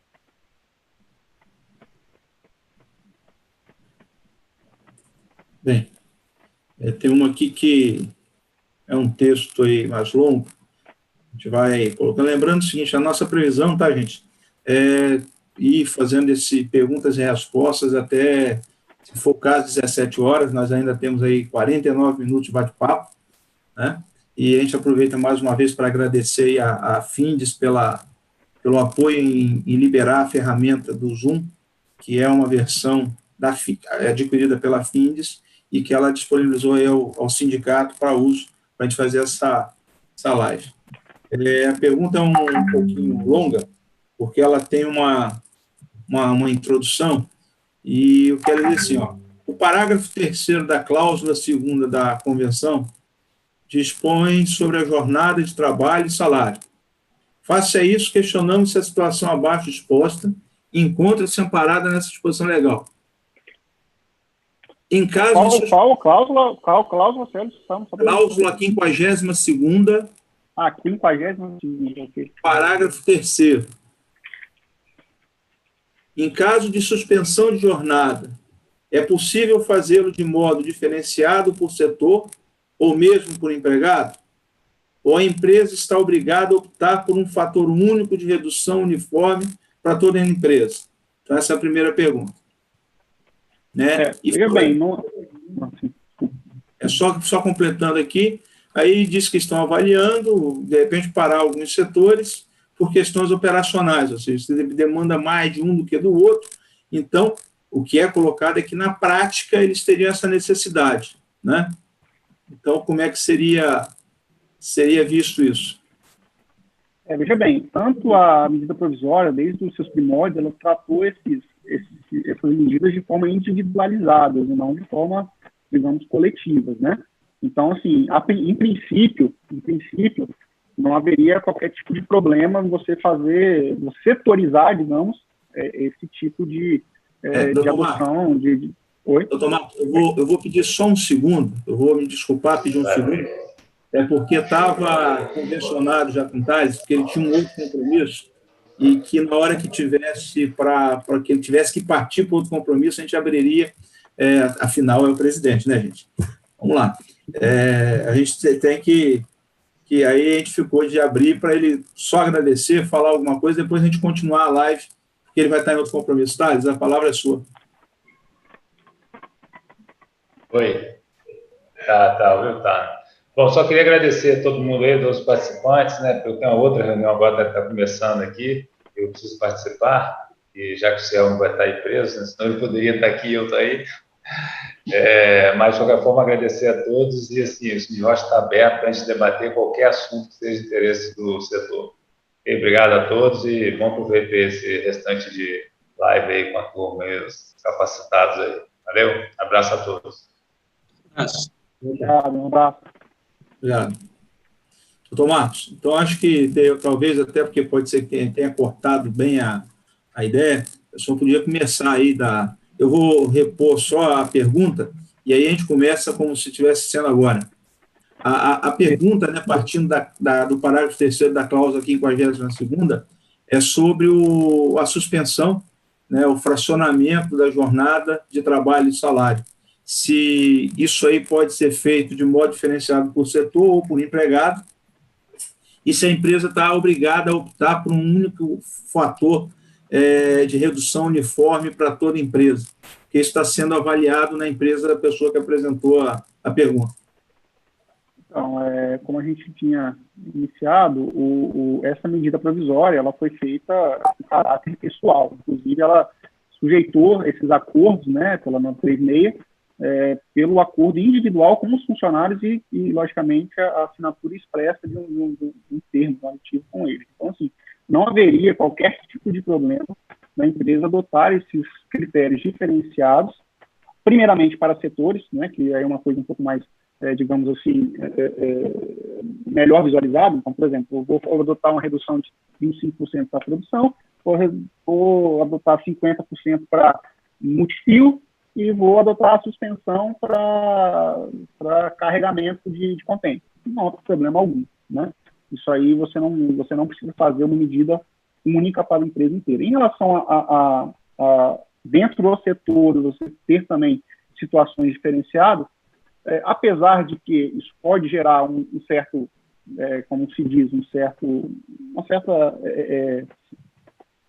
descontentamento, digamos assim, entre uma pessoa e outra, mas também, em regra, não seria problema algum, uma vez que isso é feito de forma pessoal. Então, inclusive, se vamos dizer que o funcionário receba mais do que R$ 3.135, e ele não quer autorizar a suspensão do contrato de trabalho, então ele não vai poder fazer. Agora, por que aquele funcionário não fez, você não poderia fazer também com os demais aqui do mesmo setor?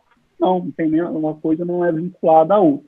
Então, assim, no meu entendimento, não haveria qualquer tipo de problema, né, em se fazer essa redução de forma individualizada, medidas de forma individualizada, mas, por óbvio, a gente pede que, por prudência, pelo menos setorize isso num micro setor. Acho que seria interessante para poder evitar um descontentamento pessoal. Agora, se não tiver condições, não vejo problema em se manter dessa forma.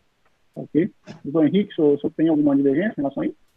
É só fazer o destaque, doutor Marcos, que o que nós procuramos com a convenção coletiva foi, inclusive, deixar claro toda essa mescla de opções que o empregador tenha, permitindo esse fracionamento e a mescla de utilização de recursos, tudo para viabilizar a manutenção dos empregos, né? Então, esse foi, inclusive, nossa preocupação, deixar claro que a empresa tem, sim, essa flexibilidade na utilização desses instrumentos permitidos para essa fase que nós vivemos.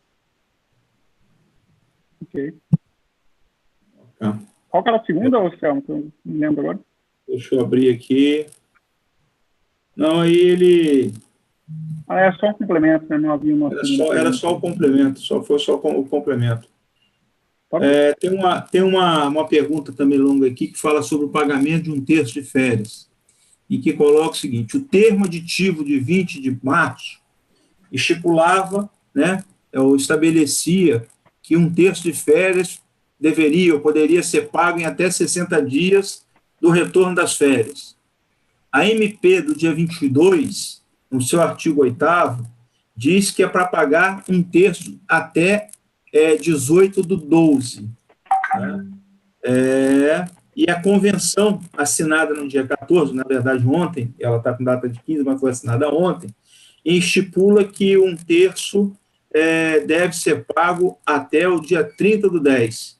Aí ele começa. Para as férias concedidas antes do dia 15/4, por exemplo, qual a data, que data a empresa deverá adotar para o pagamento de 1/3? Bom, em relação a essa questão, a vigência dessa nova convenção coletiva, ela retroage a 1º de abril, como consta no próprio instrumento. Então, obviamente, você vai ter algumas situações, férias que já tenham sido concedidas antes da assinatura desse instrumento, elas estavam dentro do que dizia o nosso aditivo assinado dia 20 de março. Agora, como isso foi pagamento diferido, esse pagamento diferido agora ele está dentro de um novo regramento, na nova redação, que permite até o final de outubro. Então, obviamente, que seria essa data a ser seguida, mesmo nas férias concedidas antes da data de assinatura, que foi ontem, mas porque o efeito da convenção ele retroage a 1º de abril, então alcança também esse diferimento que ficou para um segundo momento, para um outro momento, e só explicando essa diferença mais uma vez, nós já havíamos mencionado rapidamente quando passamos nessa cláusula antes, muito embora a medida provisória fale em até a data do pagamento da gratificação natalina, como a gente sabe muito bem, a gratificação natalina, ela prevê pagamento até o dia 20 de dezembro. Nós tínhamos e ainda mantemos na convenção coletiva a previsão para pagamento como antecipação da data de aniversário. Enfim, isso tudo poderia gerar uma insegurança jurídica muito grande, e dentro do que nós tínhamos do aditivo, que era em 60 dias da data do retorno das férias, o Cid Mármore agora apresentou uma proposta que era diferente e que, por óbvio, era antes do último dia de outubro.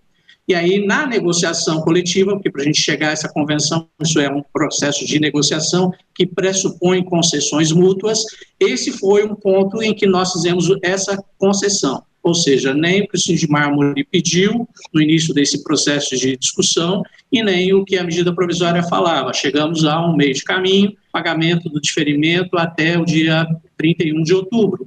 Mas, como eu falei naquele momento anterior, se chegar nessa época, a crise econômica do setor de rochas ela ainda perdurar e isso for algo relevante, for demandado, nós podemos provocar os sindicatos trabalhadores e fazer novamente uma previsão postergada desse pagamento. Essa é a previsão que temos para hoje. Então, para hoje, a partir de 1º de abril, esse pagamento está postergado com a data até o final de outubro, muito embora houvesse previsão anterior, um prazo diferente. Como diferiu, esse diferimento alcança férias concedidas antecipadamente anteriormente também. Isso tanto nos individuais como nas coletivas, já que a gente conseguiu também puxar a mesma regra do pagamento da gratificação de férias para uma ou para outra, para a mesma ocasião mais à frente.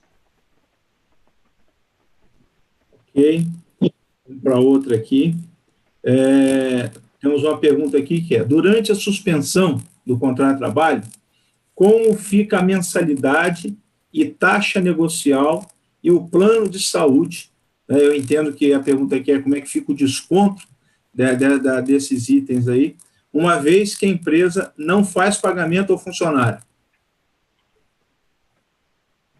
Henrique, o senhor quer puxar, talvez o senhor já conversou alguma coisa com o Cid Mármore em relação a isso, porque assim, eu tenho um entendimento que isso não está claro na convenção, né? Mas como essa mensalidade sindical ela é de 1,5% sobre o salário do funcionário, a gente não está fazendo pagamento do salário compensatório, no meu entendimento não deveria se fazer recolhimento de de taxas, de mensalidades nesse momento. Então, mas eu não sei se o senhor chegou a conversar alguma coisa com o Dr. José Irineu, com o pessoal lá do Cid Mármore, que para a gente depois não ter algum tipo de problema. Então, se o senhor quiser complementar essa questão, fique à vontade, tá? Pois não, doutor Marcos. Na verdade, ao longo dessa discussão toda que a gente fez, realmente isso ficou muito claro, de que se a suspensão de contrato de trabalho, não há pagamento, e se não há pagamento, não há desconto, e por isso não há repasse. Por outro lado, se não há a suspensão, mas optou-se pela redução proporcional, existe pagamento, e se existe pagamento, em relação a esse pagamento, esse desconto pode ser feito de forma válida. Um ponto que o Cid Mármore deixou claro é que eles procuraram, e todos podem perceber na redação que consta da convenção coletiva agora, eles procuraram diferir também o pagamento da taxa negocial deles, na cláusula 42ª, o pagamento da taxa negocial ficou para os meses de agosto, setembro, outubro, novembro e dezembro de 2020 só. Ou seja, dificilmente vai alcançar a taxa negocial, casos de suspensão e interrupção agora, nesses meses que nós vivemos, tá certo?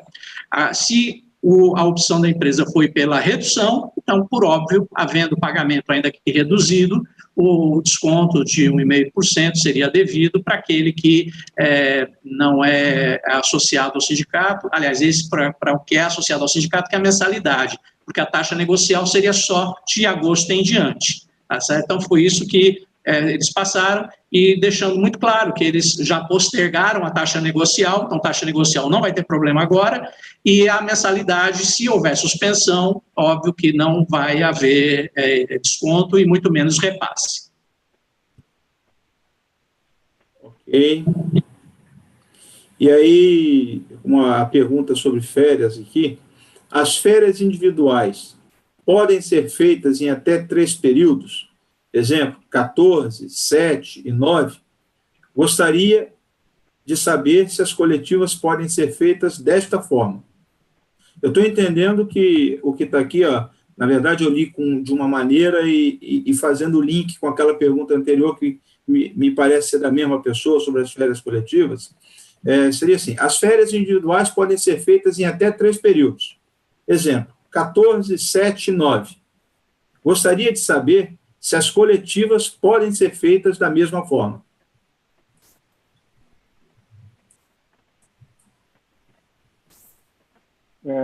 Sou eu. À vontade. Não, veja bem, não há, a própria medida provisória estabelece que as férias não podem ser em períodos de 5 dias, né? A CLT hoje, a questão das férias individuais, ela possibilita o fracionamento desse período em até 3 períodos, né?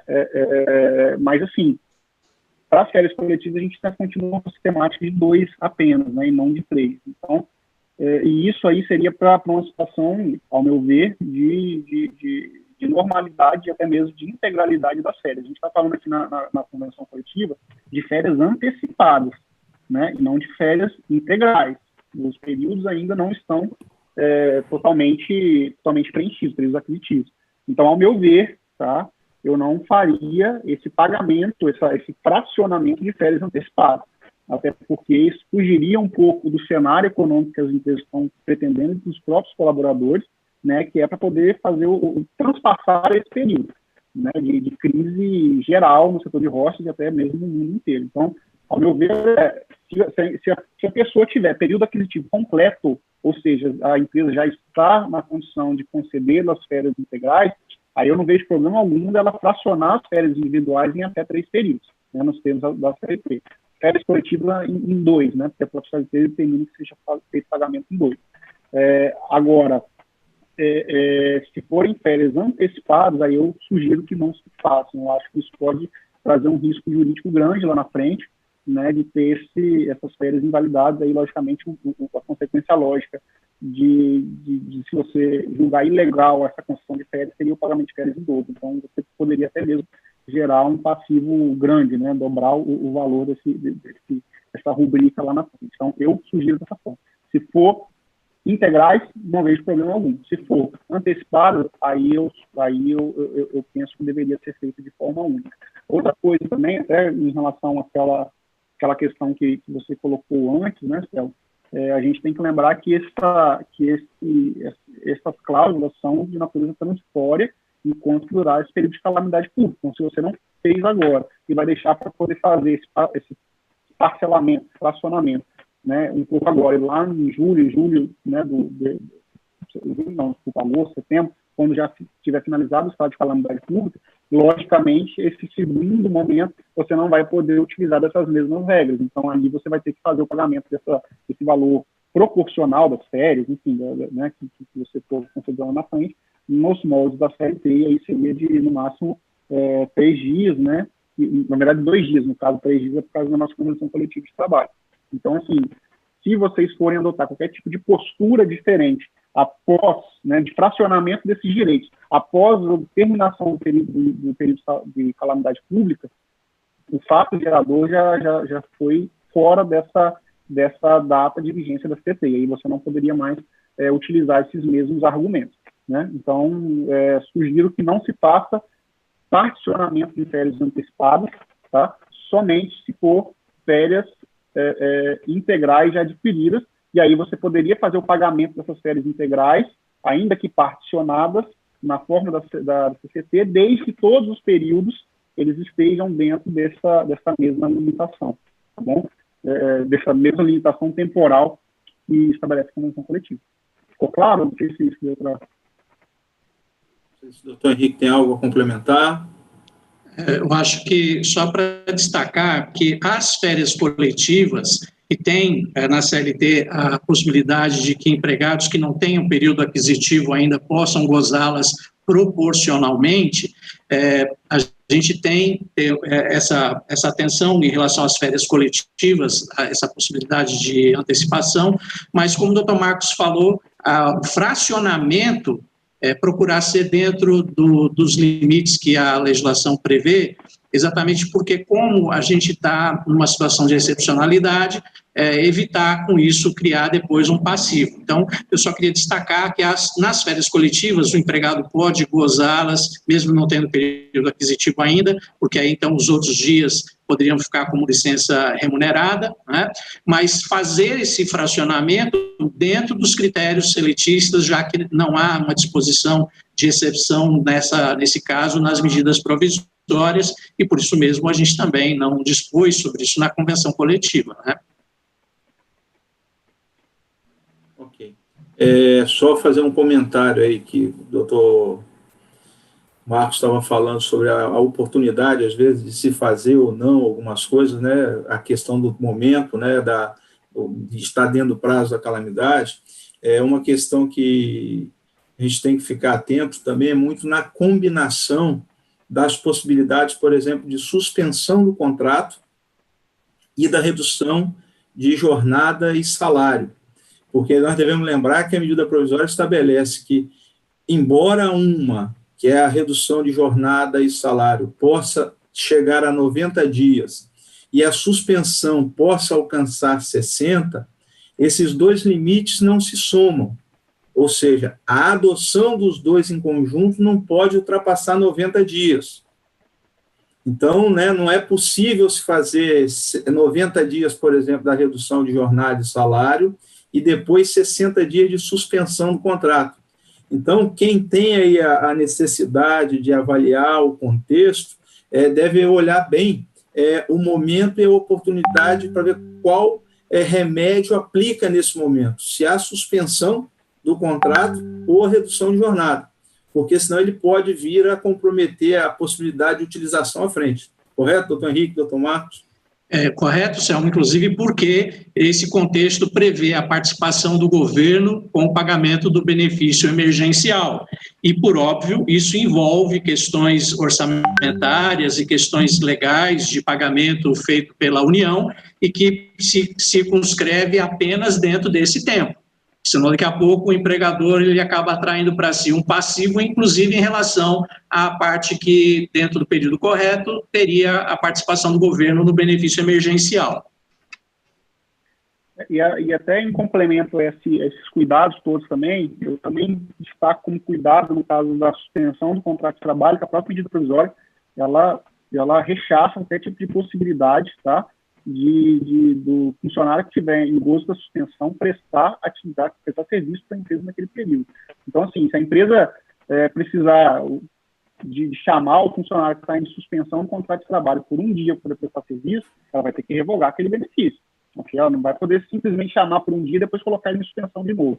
Então, assim, isso aí, se ficar, inclusive, constatado que a empresa simplesmente está utilizando da mão de obra de funcionários, né, que estão legalmente afastados, que já foram comunicados ao governo, ela vai ter tanto que repor esses valores que o governo pagou para o funcionário, tá, como também vai ficar submetida a todas as sanções disciplinares, administrativas e, inclusive, criminais. Então, assim, se pede que, nesse momento, as empresas tenham muito cuidado, tá, para que esses funcionários em gozo da suspensão do contrato de trabalho, eles não sejam chamados para poder fazer, digamos, bicos na empresa, né, durante um dia ou outro ali, porque está faltando profissional. Eles não podem. Uma vez que se implementou a suspensão do contrato de trabalho, o contrato está suspenso. Só se pode chamar o funcionário novamente, uma vez antecipado o final da vigência dela. Tá? Então, isso também tem que ficar um alerta para as empresas aí, porque isso pode trazer consequências seríssimas lá na frente. Tá? Então, só para poder complementar essa questão do cuidado que o Célio trouxe, eu acredito que isso seja um ponto de bastante atenção que vocês devem observar. Uma outra pergunta aqui, como vai ficar o período de férias, no caso aqui eu entendo, como vai ficar o período aquisitivo de férias e 13º durante a suspensão do contrato de trabalho? Muito bem. Vejam que os casos de suspensão de contrato de trabalho, eles implicam na cessação provisória da prestação de serviços e, por isso mesmo, dentro do período de suspensão do contrato de trabalho, não há nenhum efeito e não conta-se tempo de serviço. É o caso, por exemplo, da aposentadoria por invalidez, que é caso de suspensão de contrato de trabalho e não de interrupção. Os casos que interrompem o contrato de trabalho, por exemplo, os primeiros 15 dias de afastamento abonados com atestado médico, são uma interrupção. E na interrupção, o empregado não trabalha, o empregador paga e conta com um tempo de serviço, muito embora não haja trabalho efetivo. Na suspensão, não havendo prestação de serviços, o contrato não gera nenhum efeito, inclusive não conta tempo de serviço. Então, havendo suspensão, a empresa deve fazer o controle muito bem feito de fluência e paralisação dos períodos aquisitivo, suspensivo, para não perder o fio da meada depois. Porque, voltando a fluir o contrato de trabalho com o final da suspensão, volta a fluir os prazos de período aquisitivo e período concessivo regularmente estabelecidos em função ou da data de admissão do empregado, ou, no caso de férias coletivas, que o empregado que não tenha período completo, gozou proporcionalmente e zera, começa novo período aquisitivo a partir do retorno. Então, na suspensão, não gera nenhum efeito.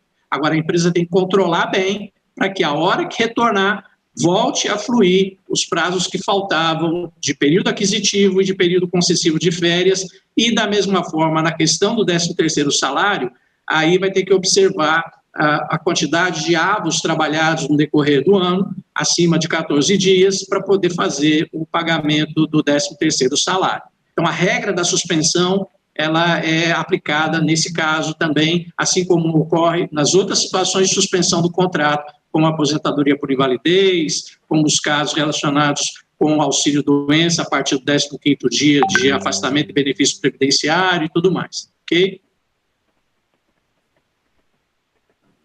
Marcos, alguma...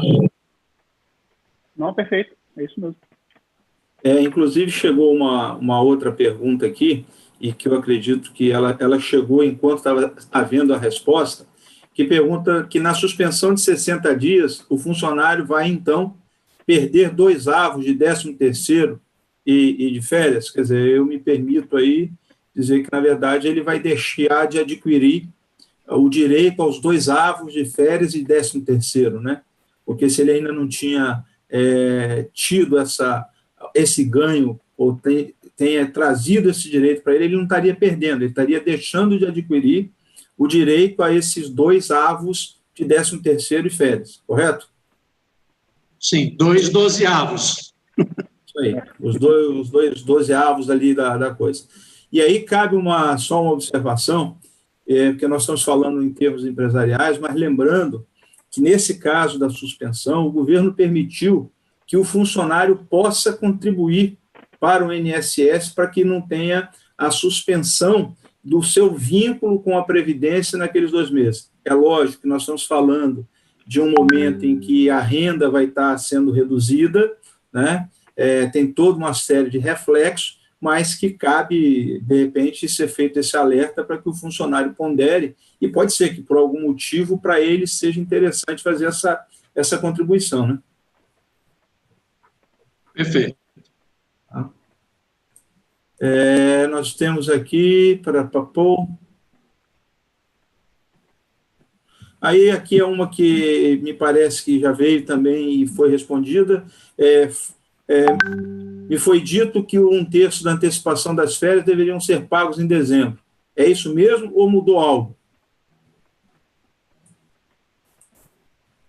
Nós já havíamos explicado, inclusive respondi agora há pouco, o contexto que estava no aditivo de 20 de março, que era em 60 dias da data do retorno das férias, depois a medida provisória que foi subsequente, permitindo até a data do pagamento da gratificação natalina, e no curso do processo de negociação, então, em concessões mútuas, se estabeleceu a data limite de 31 de outubro, o que não significa dizer que quando chegar essa época, se houver alguma dificuldade, possa se ajustar coletivamente uma prorrogação dessa data limite também. Então, o que prevalece é a data limite de 31 de outubro, uma vez que os efeitos da convenção coletiva retroagem a 1º de abril, independente da época que as férias foram concedidas, havendo diferimento, o diferimento vigente agora alcança 31 de outubro. E aí, com isso, cria segurança jurídica e ninguém vai questionar dispositivo de pedido de adiantamento, se era na data do adiantamento desse 13º ou não.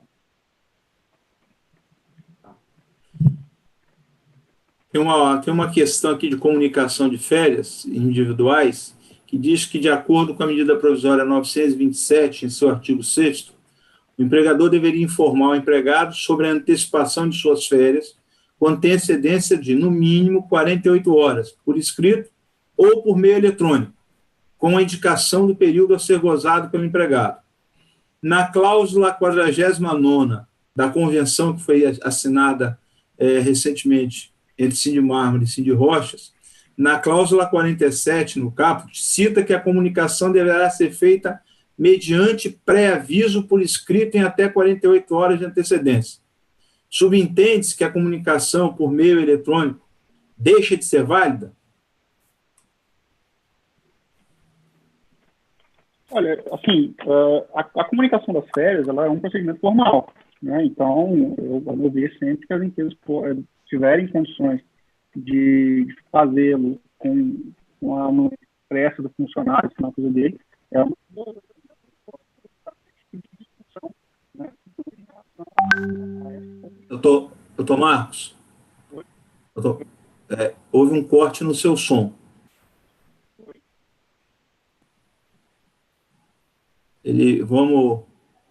Volta ele agora para ver.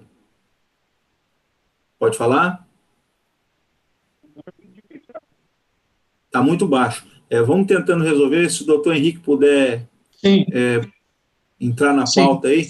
Sim, vejam que aqui o dispositivo da convenção coletiva, falando sobre esse pré-aviso por escrito com 48 horas de antecedência do pagamento das férias, em relação a esse aspecto específico, provavelmente, inclusive, a decisão que o Supremo Tribunal Federal está tomando exatamente agora, a sessão de ontem foi adiada para hoje, a partir das 14 horas, o ministro Lewandowski tinha votado, e o ministro Alexandre de Moraes era o próximo a manifestar o voto, deixando claro que, em havendo acordo coletivo, negociação coletiva posterior aos acordos individuais, o empregado aderiria ao acordo coletivo, à negociação coletiva, uma vez que, e é o espírito, inclusive, dessas medidas provisórias, as questões de ordem coletiva, elas se sobrepõem aos interesses individuais. Então, a partir do momento que a convenção prevê agora a comunicação das férias com pré-aviso por escrito com 48 horas de antecedência, essa previsão, ela prevalece. Não sei se era exatamente essa observação que o Dr. Marcos ia fazer, se já regularizou o som dele. Exatamente, doutor Henrique. Assim, eu só ia complementar o seguinte: há situações em que a empresa, por exemplo, possui funcionários em outros estados, vamos dizer, uma pessoa que trabalha em pesquisa, né, pesquisa diária e tudo mais, que não tem ali o acesso ao RH da empresa, do departamento pessoal, para poder fazer esse trâmite. Aí, nesse caso, eu sugeriria que, se fizesse pelo menos o aviso de férias, normalmente, mandaria para ele por e-mail e pedisse um retorno do funcionário para que aquilo ali ficasse expressamente comprovado o recebimento, tá? Porque se você não fizer dessa forma, lá na frente você pode ter o ônus de comprovar, né, essa comunicação de férias, e você não vai conseguir, uma vez que não observou os termos da negociação coletiva. Então, é exatamente sobre isso. Se as empresas estão fazendo a comunicação de férias dos funcionários, né, das indústrias e tudo mais, onde que elas têm a possibilidade de se colher a assinatura por escrito nos recibos de férias, porque isso é um procedimento formal, né, que se faça através do procedimento formal. Eu deixaria para poder fazer através por e-mail e outras medidas em casos totalmente excepcionais, né? Ou a pessoa que está longe, ou talvez uma pessoa que está isolada em casa em razão de compor um grupo de risco, né? E aí não poderia fazer o deslocamento para o local de trabalho e tudo mais. Então, assim, nesses casos excepcionalíssimos, aí eu acho que poderia, sim, fazer por e-mail, né? Logicamente, mediante o retorno do colaborador comprovando o recebimento daquele instrumento, mas, de qualquer forma, posteriormente, quando se retornar à empresa, pega a assinatura dele no recibo e junta com o comprovante do e-mail para que se tenha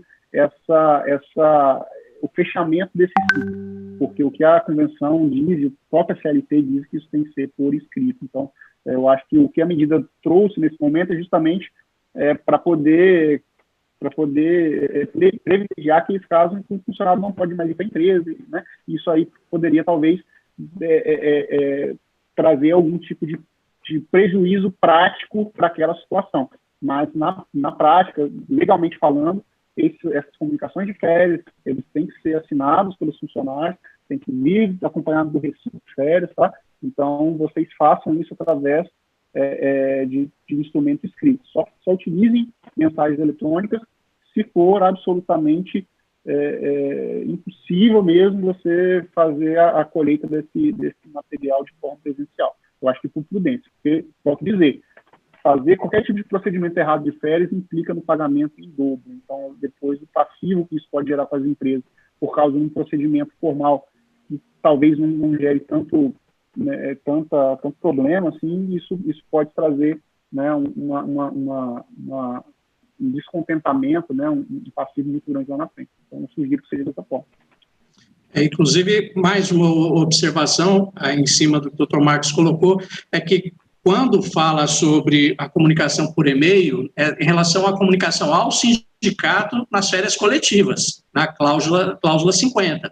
Nas férias individuais, na 49, o que modificou é em relação ao prazo de comunicação, 48 horas. Agora, o procedimento, por óbvio, é o procedimento seletista, que envolve a comunicação individual na forma prevista usualmente, né? Ok, temos mais um tempinho, mais uma pergunta aqui. O funcionário que irá vencer 2 férias em julho e tem a programação para gozar uma delas em maio, pode ser pago a ele 1/3 das férias em outubro?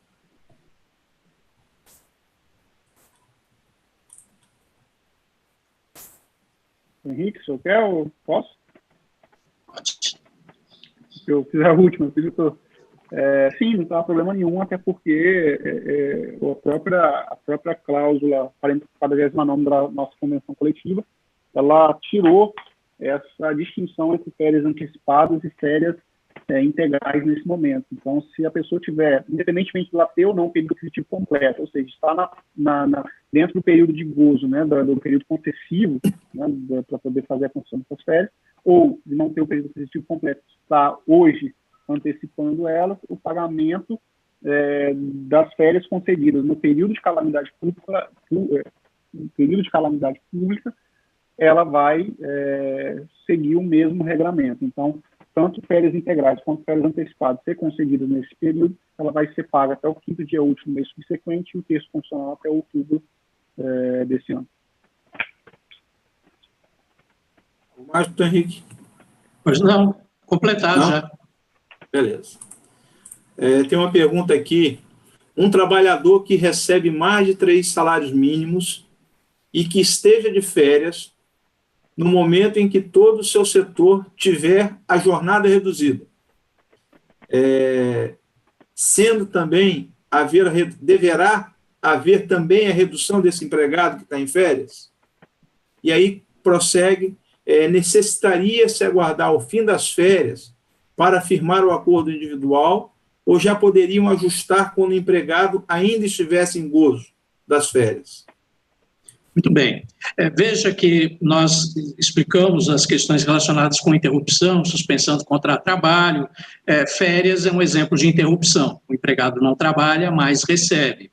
Mas ele não tem prestação de serviços, até porque, se isso ocorrer, por óbvio, as férias elas não se fizeram como a legislação determina, que é efetivamente a paralisação da prestação de serviços. Então, como o Dr. Marcos já havia destacado, todos esses ajustes, todas essas opções, elas são individualizadas, podendo inclusive mesclar os percentuais de redução entre os empregados.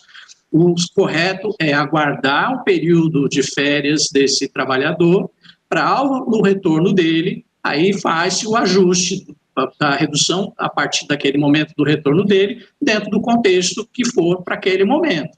Então, o empregado que está de férias, ele continua afastado, em gozo das suas férias, e no retorno faz-se esse ajuste e comunica-se na ocasião que ele entrou dentro do período de redução, até porque existe todo um regramento que nós ajustamos na convenção coletiva para quem ganha acima de 3 salários mínimos, lembrando que os que ganham menos do que isso vai envolver a questão do pagamento de benefício emergencial por parte do governo. Então, a orientação é aguarde o final das férias para, então, fazer o ajuste da redução com esse trabalhador.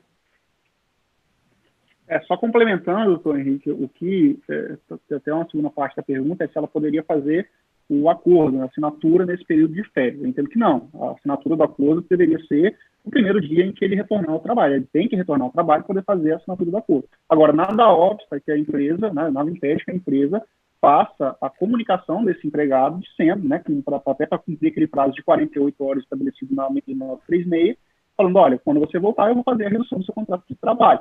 Não tem problema, assim, eu não vejo problema técnico em relação a isso. O que a empresa não pode exigir de maneira nenhuma que o funcionário vá até a empresa poder assinar os documentos, qualquer tipo de atividade nesse período. Agora, simples comunicação, não vejo problema, tá? O que as empresas vêm fazendo, algumas que eu já vi, fazendo uma comunicação, como é que se diz? Uma comunicação padrão, né? Com os termos daquela redução, daquela suspensão do contrato de trabalho, para que eles já tenham conhecimento como vai ser a partir do momento de retorno, para evitar esse delay. Porque se você espera também para poder comunicar no mesmo dia, por lei você deveria aguardar 2 dias para poder ou suspender ou reduzir a jornada de trabalho. Então, para poder evitar que aqueles funcionários que estejam em gozo de férias tenham que retornar, trabalhar 2 dias, sendo que o setor dele está parado, para depois apenas ele gozar, ele iniciar a suspensão, a redução do contrato de trabalho, então eles fazem o quê? Você manda uma comunicação para ele, não exige que ele venha até a empresa para poder trabalhar, é apenas comunicar, seja através da mensagem de WhatsApp, não tem problema, tá?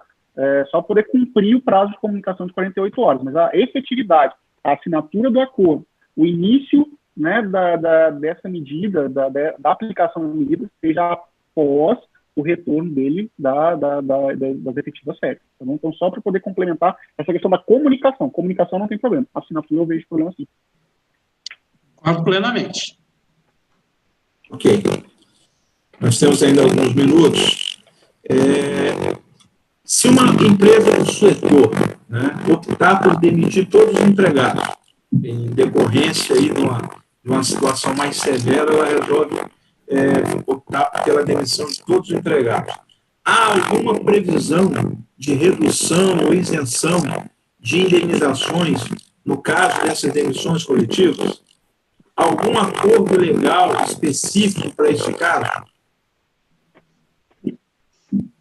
Não, na verdade, isso, hoje em dia, a própria reforma trabalhista, uma coisa que ela trouxe de diferente é possibilitar, né, a demissão coletiva sem anuência prévia do sindicato, mas as obrigações rescisórias da empresa, elas permanecem inalteradas, então você teria aí todos os prazos de pagamento das verbas rescisórias, FGTS, rescisório, né, aviso prévio e tudo mais, então eu não vejo como a empresa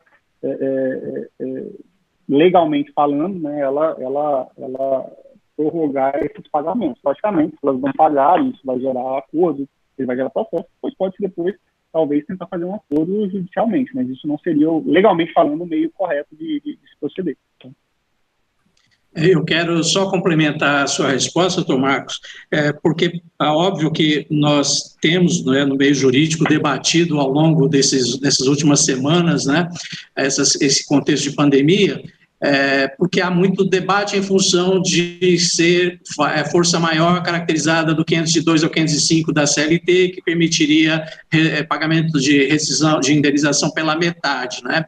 E há muita falta de compreensão do que efetivamente esse dispositivo traz. Primeiro que é uma situação que tem que ser reconhecida já a nível judicial, isso não é feito espontaneamente, então não é uma coisa simples de se fazer.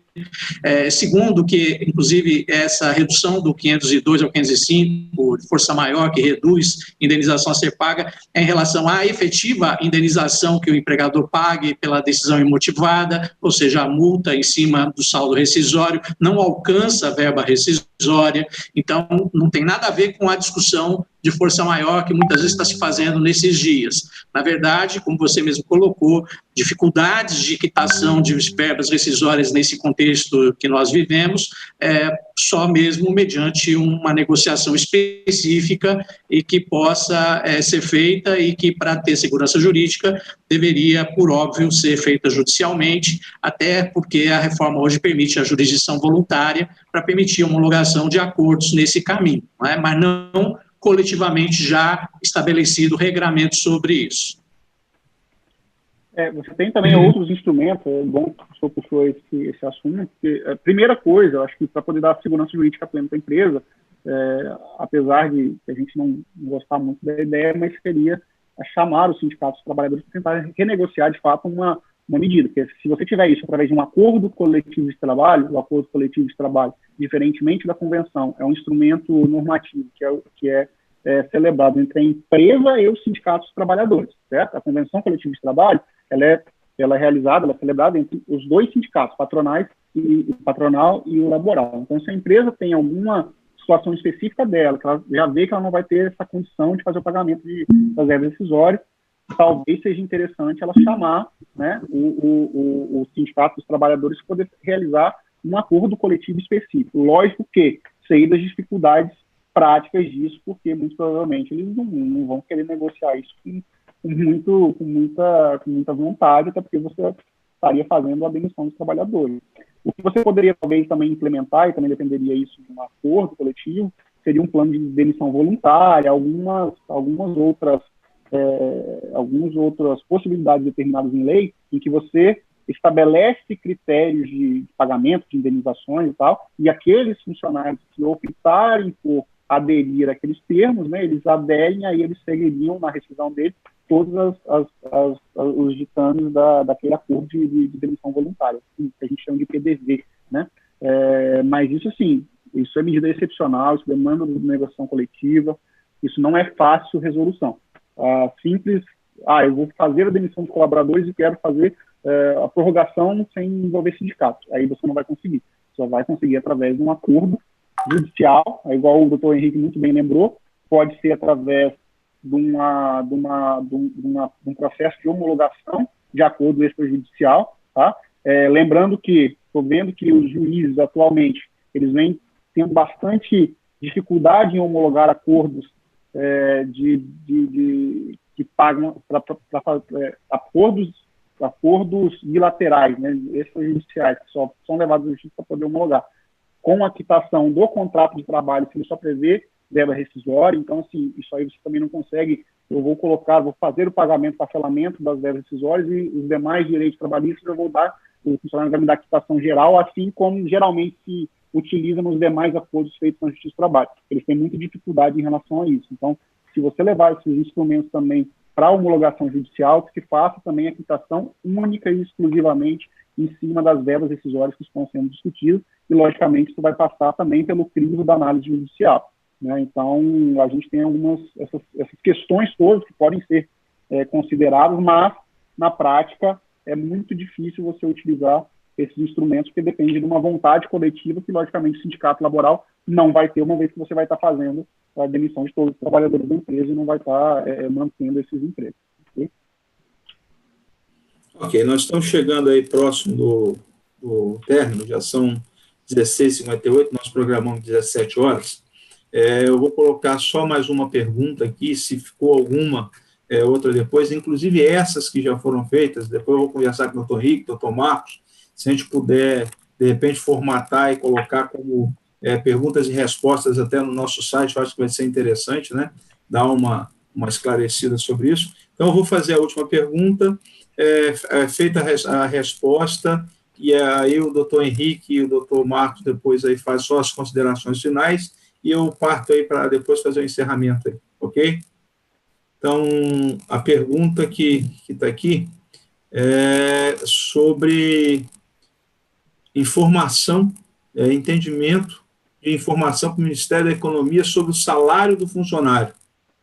O valor informado no sistema será sobre o salário base do colaborador ou sobre a remuneração total, por exemplo, base, mais adicionais, comissionamentos e outros? Muito bem. Na verdade, a gente já procurou deixar isso claro na convenção coletiva agora. A informação é sobre o salário base do trabalhador. Bem? E aí, obviamente, não incidem esses adicionais, é só sobre o salário base, e com isso fica bem definido. Eu quero também, então, aproveitar e agradecer a participação de todos e dizer que realmente, como o Selmo colocou, nós nos colocamos à disposição para responder às outras perguntas que foram encaminhadas e eventualmente não tenham sido respondidas aqui, tanto agora quanto depois, nos dias que se virão. Sucesso a todos e saúde para todos. Doutor Marcos. Só complementando aí, a questão desse benefício também, ele vai ser calculado em cima do seguro-desemprego. Então, é a mesma base de cálculo, os mesmos critérios, as mesmas informações que são feitas para o seguro-desemprego, tá? Então, eles vão fazer o cálculo em cima desse salário. Também gostaria de agradecer a presença de todos. A gente teve uma participação bem grande, né, de quase 100 pessoas aí nesse chat que o Cindy Rochas, o Centro Rochas possibilitou. Gostaria de agradecer o convite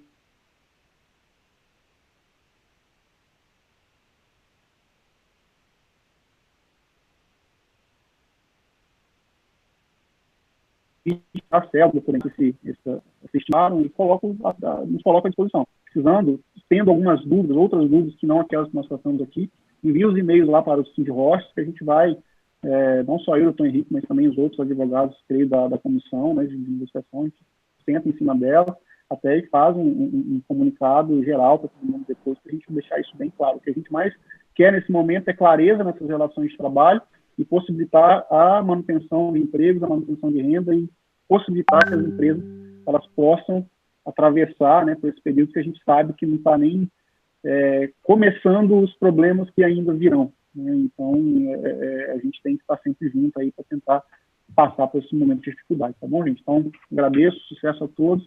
Muito obrigado por ter nos escutado. Um abraço. Bem, então a gente vai para o encerramento. Na verdade, doutor Marcos, nós chegamos a ter um pico aí de aproximadamente 110 pessoas no mesmo tempo, né, e depois se manteve um bom tempo lá no número, agora ele vai decaindo, porque está chegando mesmo a parte final. Informar também que nós estávamos gravando, isso está sendo gravado, essa live, então provavelmente a gente vai conseguir disponibilizar também no site do Cindy Rocha, no Centro Rochas, para que as pessoas possam acessar.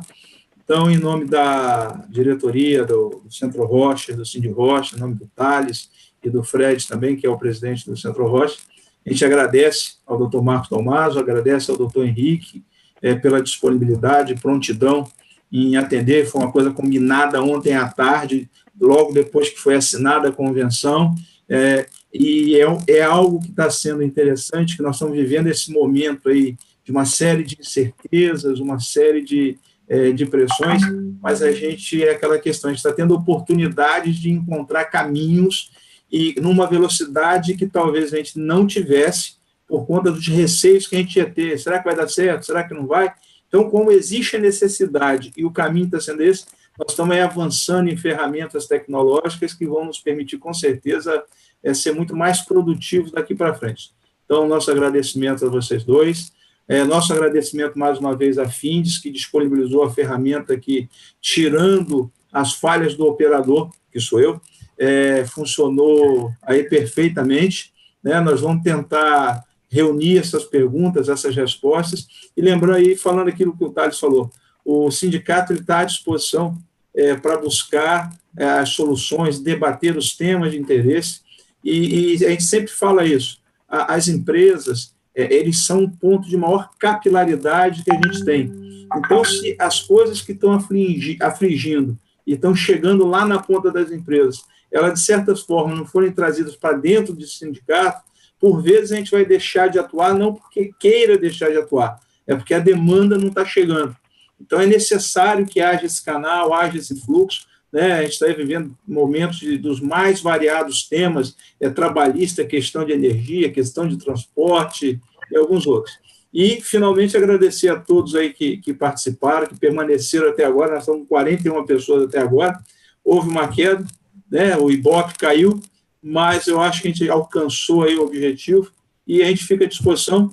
Um abraço para vocês, um bom final de semana, bom feriado, se cuidem, e a gente tem que lembrar que é um slogan que a gente está usando por conta aí da aproximação das entidades, mas que vale para tudo na nossa vida, para todas as práticas. Juntos, nós somos mais fortes. Então, que a gente se dirija e que se comungue em pontos de convergência daquilo que deve ser, principalmente nesse momento, os interesses comuns e não os interesses individuais. Um abraço para vocês, saúde e que Deus os abençoe. Como anfitrião, eu vou ser o último a sair da sala. Até logo. Até logo.